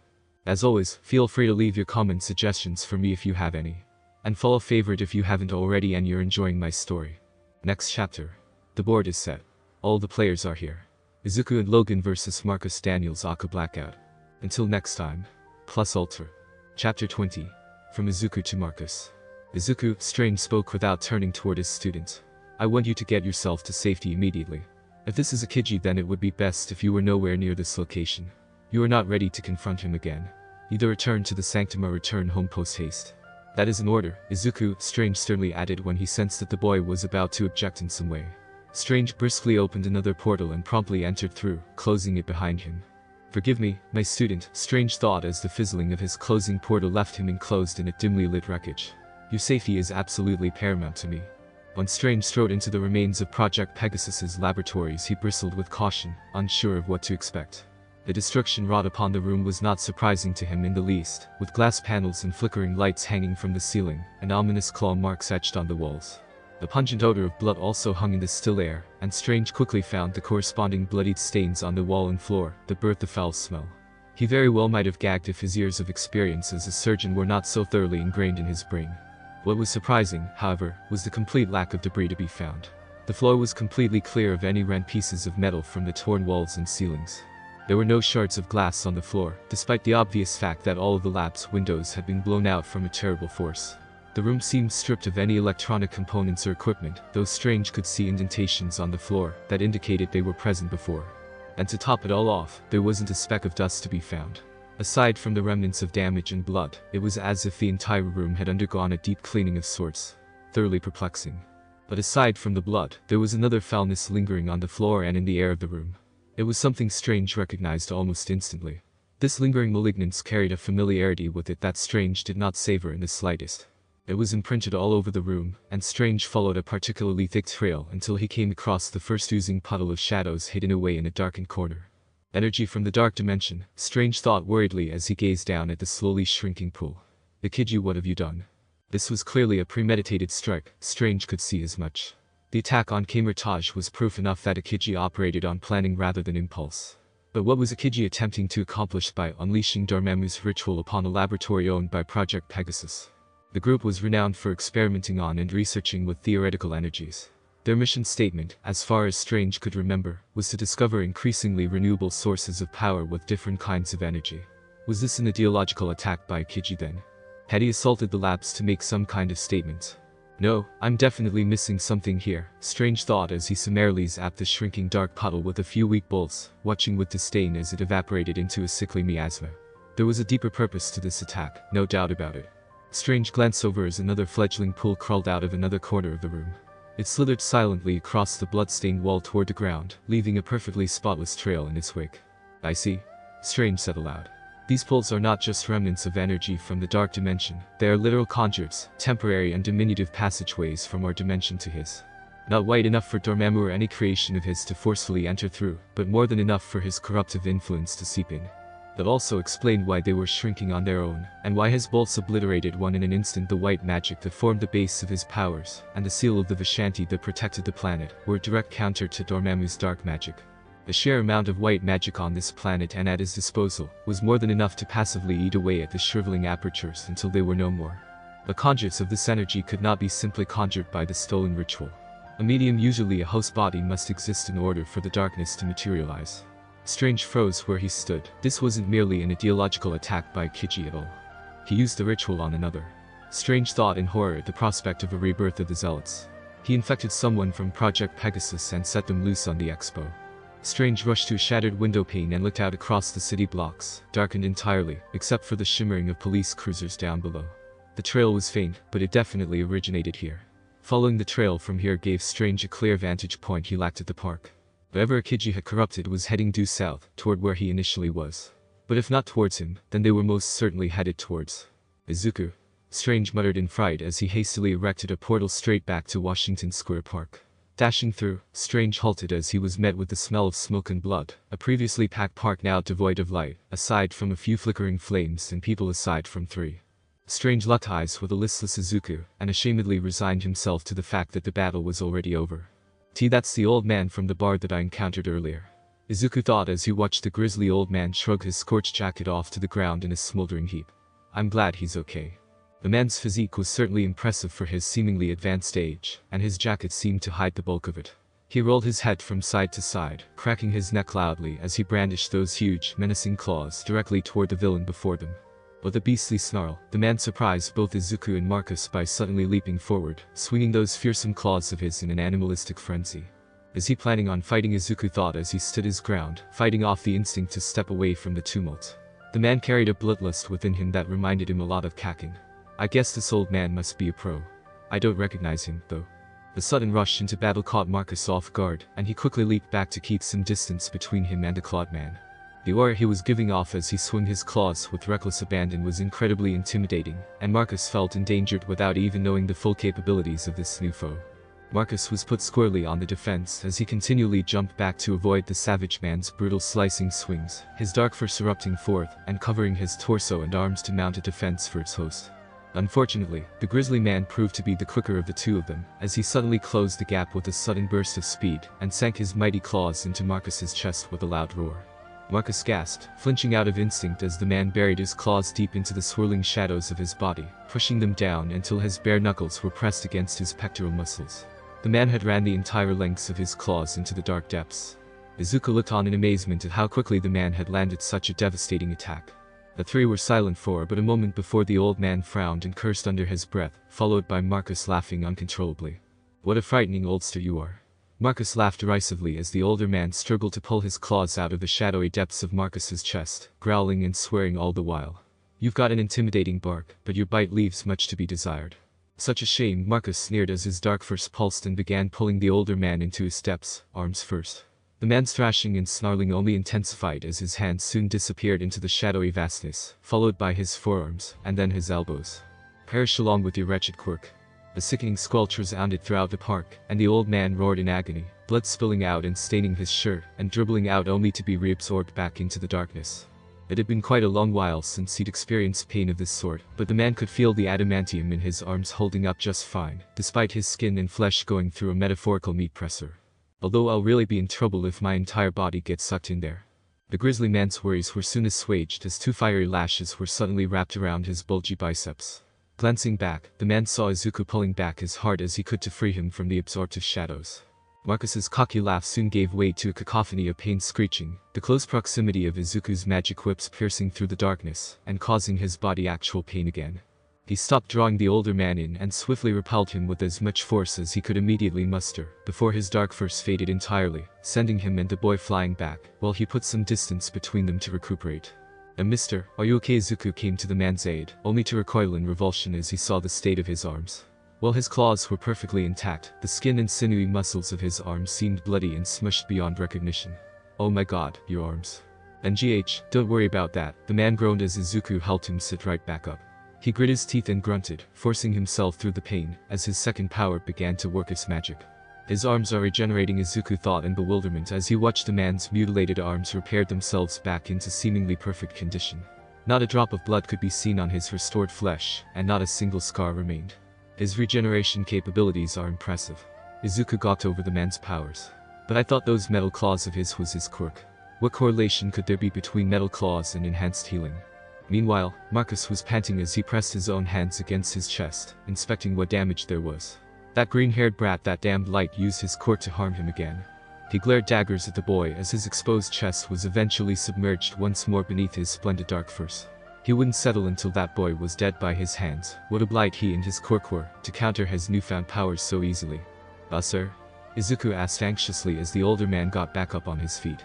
Hey, are you sure you're ready to? I'm fine, kid, the man grunted. I know what my limits are. But maybe you can catch me up to speed on yours.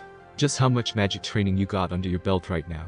Izuku was about to respond until the man's words registered completely. He turned and stared up at him, dumbfounded that the man knew his secret. You know about magic? Izuku asked, feeling just a tad bit defensive and suspicious. Don't get skeptical with me, kid, the man said.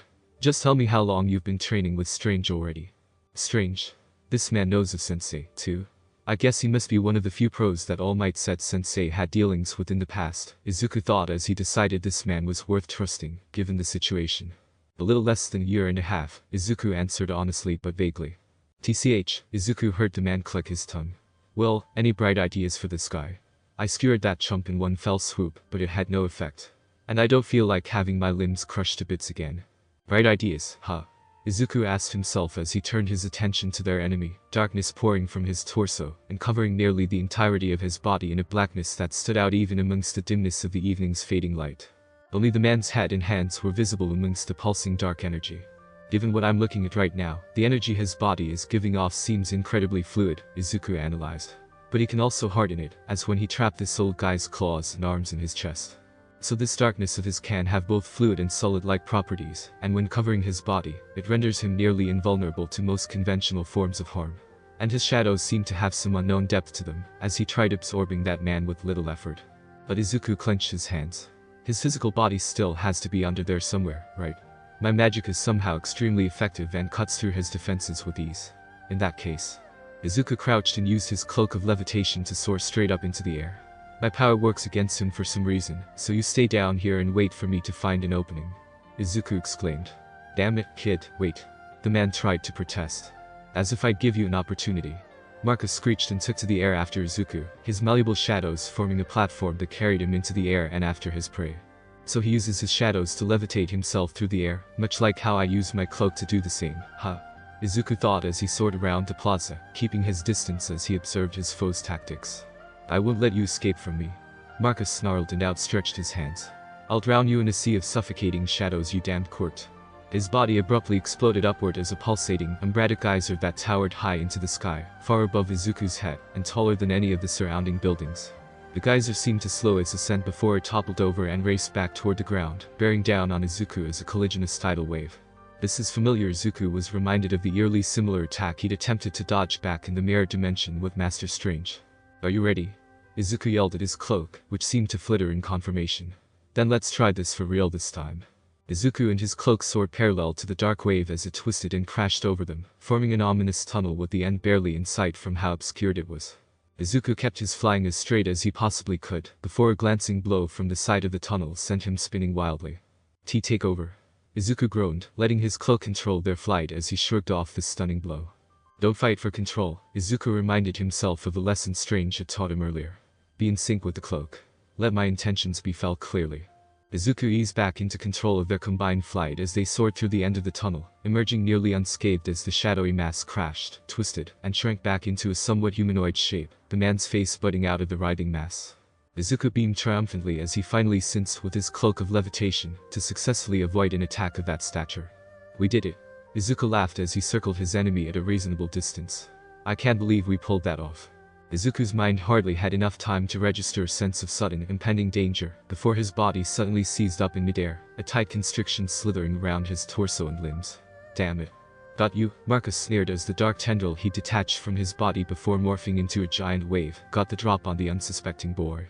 He can separate this dark energy from his physical body and control it remotely as well, Izuku thought, appalled by the terrifying level of versatility this enemy was showing with his powers. Izuku felt his head yank backward as the blackened stranglehold that kept his body prisoner suddenly zoomed back toward its master, reconnecting to his body where his arm used to be. He disconnected his entire arm and used it to trap me. Just as you were analyzing me, I was observing you all the same, boy, Marcus sneered. Oh, and why wouldn't I? Your damn quirk can do the one thing that all others, even that brutish ally of yours, cannot. You can hurt me. So he can't tell that I'm actually using magic. Izuku thought as he struggled in vain against his bonds, which only caused his opponent to tighten his grip, causing Izuku to yell out in pain. Yes, Marcus grinned maliciously as he gave Izuku multiple squeezes, watching him with delirious eyes, as the boy screamed in pain with each clench of his fist. Feels painful, doesn't it? Perhaps now you can understand an iota of the pain I've had to endure my entire life. The pain that comes with being a quirkless nobody in this world. Izuku stopped his pained wriggling, and merely gaped at his attacker with wide eyes and open mouth. He's quirkless. Maybe you don't believe me, Marcus whispered, his mad grin faltering, crumbling away into a more grim expression. I can hardly believe it myself. I've lived my entire life wondering what it would be like to have a bit of power for myself, power over others for once, just like how all you rotten quirks have had power over me. Izuku felt pangs of remorse and empathy for the man. The kid used the forbidden ritual on a quirkless person. Izuku wished he could tell the man that he really did understand that pain, since he was technically still quirkless just like him. But he couldn't. This man thought Izuku was using a quirk this whole time. He didn't recognize it as magic. Did he even know what power he was using? Or did he just find himself swept up in the chaos he'd caused and decided not to question it? Either way, if Izuku told the man he understood, his anger would most assuredly escalate. But with this, Marcus gestured at the symbol of Dormammu emblazoned on his forehead, practically identical to Kiji. I'm going to show all you detestable quirk, nay, the world, that just because one is quirkless doesn't mean they're powerless. Marcus leaned his head back and let loose another raucous round of deranged laughter as he squeezed Izuku's body again. However, upon looking back at his captive, he nearly dropped him out of surprise. The boy had his eyes shut tight with a few tears leaking through. You're crying? Marcus asked, dumbfounded. Are you crying because you don't want to die? Or because you pity poor pitiful, quirkless Marcus Daniels that damn much? You wouldn't believe me if I told you the truth, Izuku croaked, barely restraining his sadness after hearing the very words he told All Might all those months ago repeated by a villain of all people. It disheartened him terribly how much in common he and this man had, yet he wouldn't be able to tell him lest his rage be stoked further. No, he'd have to power through this. He had to stop this man no matter what. He couldn't let him use his new power to fuel his vengeance against people with quirks. Marcus, stunned from Izuku's abrupt deluge of tears and studying him too closely, failed to notice a burly form barreling down on him until it was too late. The grisly man had leaped up from a pile of debris towards them and slashed Marcus across his cheek, slicing his flesh open and drawing plenty of blood. Marcus squealed in horror and loosened his hold on Izuku just enough for the boy's cloak to wriggle them to freedom. The old man landed squarely on his boots as Izuku's cloak whisked him to safety, leaving Marcus to writhe in pain. He cut me. He cut me. Marcus howled as the shadows wrapped around him defensively, absorbing the blood pouring down his split cheek. Saved you right in the nick of, kid, are you crying? The old man shook some blood off his claws and blinked at Izuku. No? Izuku quickly responded, wiping his tears away and forcing his mind into overdrive to find a way to beat this opponent as fast as possible. The time for tears was over. But I think you gave me a vital clue to defeating him, Mr. Logan, the man responded brusquely. Just Logan, kid. Well, Logan, Izuku spoke sheepishly, feeling a tad awkward at referring to the man by name alone without any honorific. I think I figured out the crux of his powers. Let's hear it then, kid, Logan grunted. I don't think that dark energy of his is simply covering his body, Izuku explained. I think it's actually replacing it instead. Replacing it? Logan scrunched his brow in confusion. What do you mean? Those shadows of his, I'm pretty sure it's not something his body is actually producing, Izuku continued. Rather, I think his body is just a medium between this realm and the realm that the shadows come from. Some more magic mumbo-jumbo then, Logan grumbled, brandishing his claws again. Always something with you sorcerers, huh? So the gist of it is that every part of his body not visible is actually in that other dimension, correct? And that's why you couldn't hurt him with your claws earlier, Izuku confirmed. Your attacks struck pure energy and not his body. But your attacks can pierce straight through and harm his body, Logan said with an adamant grin. Yeah, I understand now. His head is a weak point, Izuku added. He wouldn't cover his face or head in his darkness, or else he wouldn't be able to see or coordinate with the rest of his body in this dimension. A headshot, huh? Logan crouched, preparing for the next attack. I think I can do that, kid. You bastard. Marcus roared as his rage finally overcame his pain. He rocketed straight towards Logan, whipping many sharp pointed dark tendrils in his direction. Logan jumped back as Izuku's hands blazed with magic, constricting fiery whips in both hands to lash right back at Marcus. In spite of his rage, Marcus still recognized the danger Izuku's power posed, causing him to skid to a halt and leap back of the whip's range. Izuku pressed on with his attack, jumping toward Marcus and lashing his whips at him at every opportunity, but Marcus managed to dodge every assault. TCH, Izuku ruminated. If he stays out of range from my whips, then I won't be able to create any sort of opening with my magic. I only have one choice then. Izuku would have to swallow his fears like he did his tears just a moment ago, and use the bolts of bedevilment. I'll crush you both. Marcus roared as his body began swelling and bulging outward, as if it were about to pop. Grind you into nothingness. Marcus's body burst into many dark globules that splattered all across the plaza. Several smacked directly into Izuku and Logan. Izuku tried to deflect them away with his whips, but they proved too numerous, and the globs couldn't be skewered by Logan's claws. Both Izuku and Logan were soon immobilized by Marcus's attack, and were completely ensnared by the absorptive force of the shadows. Not even Izuku's cloak could wriggle itself to safety. My patience has been thoroughly squandered. Marcus shouted as the remaining globules assimilated back together, reforming Marcus's humanoid shape as his leering head peeked out from beneath its defenses. I'll squeeze you both to death. But this time I'll keep my distance, just in case. Marcus mercilessly clenched his hands shut, slowly constricting both Izuku and Logan in an iron vice. Marcus's cruel laughter mixed with Logan's pained grunts and Izuku's cries of agony, combining into a cacophonic racket that echoed into the desolate night. Logan tried slashing his way out to no avail, while Izuku was left unable to conjure any magic with his hands bound so tightly. I can't breathe. Izuku gasped for breath when he suddenly saw a familiar figure zooming through the air toward Marcus. Is that? Hey, you creep. Mei shouted at Marcus as she barreled towards him with her cylindrical jetpack, thick plumes of vapor trailing behind her as she flew. Release them or suffer the wrath of my baby. Mei brandished a baton-like object in her hands and took aim with her quirk, the crosshairs in her eyes narrowing and focusing directly on Marcus's face. She flipped a switch on the object she carried and deftly chucked it straight at Marcus, who summarily snatched it in midair and brought it close up to study it. The item Mei had thrown were to life as its components moved around, a bright sizzling light blazing out between the prongs on the end, causing Marcus to recoil slightly. Is that her ionic torch? Izuku wondered as he helplessly watched the scene unfold through squinted eyes. Marcus inspected the seemingly innocuous torch for several moments before laughing condescendingly. The bright light was little more than a mild irritant compared to Izuku's magic. You thought a fancy flashlight would do anything to me, girl, he laughed derisively. It's not a flashlight, it's an ionic torch. Mei retorted as she abruptly turned tail and began flying away. When that tends to blow up when you turn it all the way to max power right away.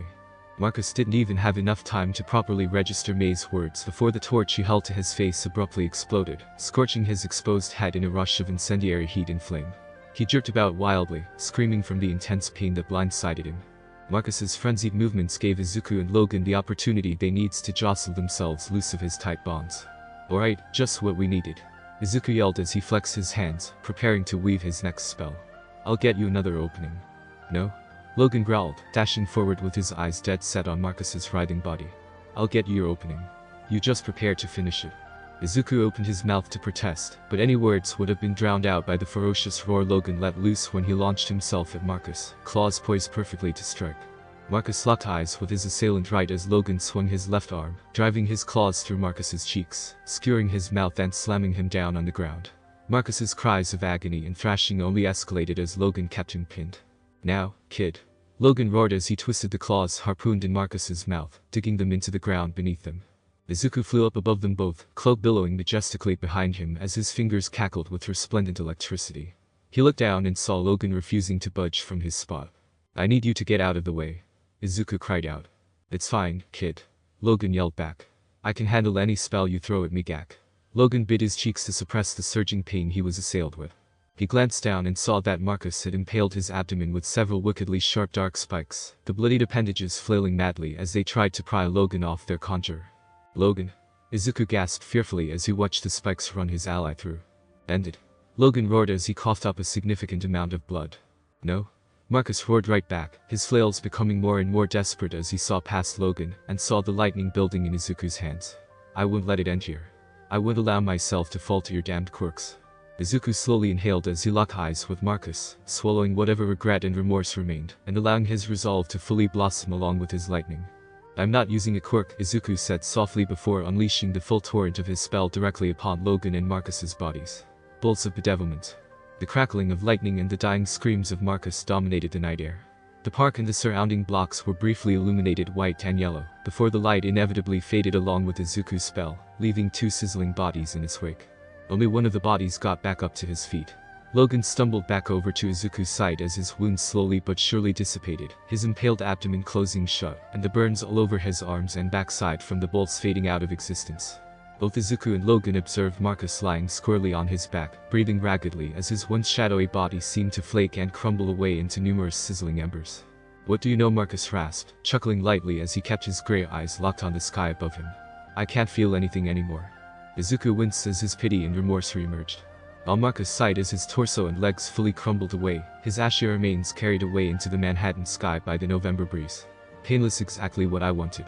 Marcus, Izuku spoke as he cautiously stepped toward the fading man. I know you'll never believe me, but I really do understand your pain. The injustice of having people with quirks trying to keep you down at seemingly every opportunity. So much of what you've had to endure was undeserved, I know. But the pain we live with and carry in our hearts, even if it's pain we'd rather live without, we should always allow it to help define us, instead of letting it dominate and corrupt us. People are more than their pain, don't you remember? Marcus tilted his head up just enough to look at Izuku, the rage in his eyes, having melted away into a look of serenity and calm, and the symbol of Dormammu on his forehead had burned away as well.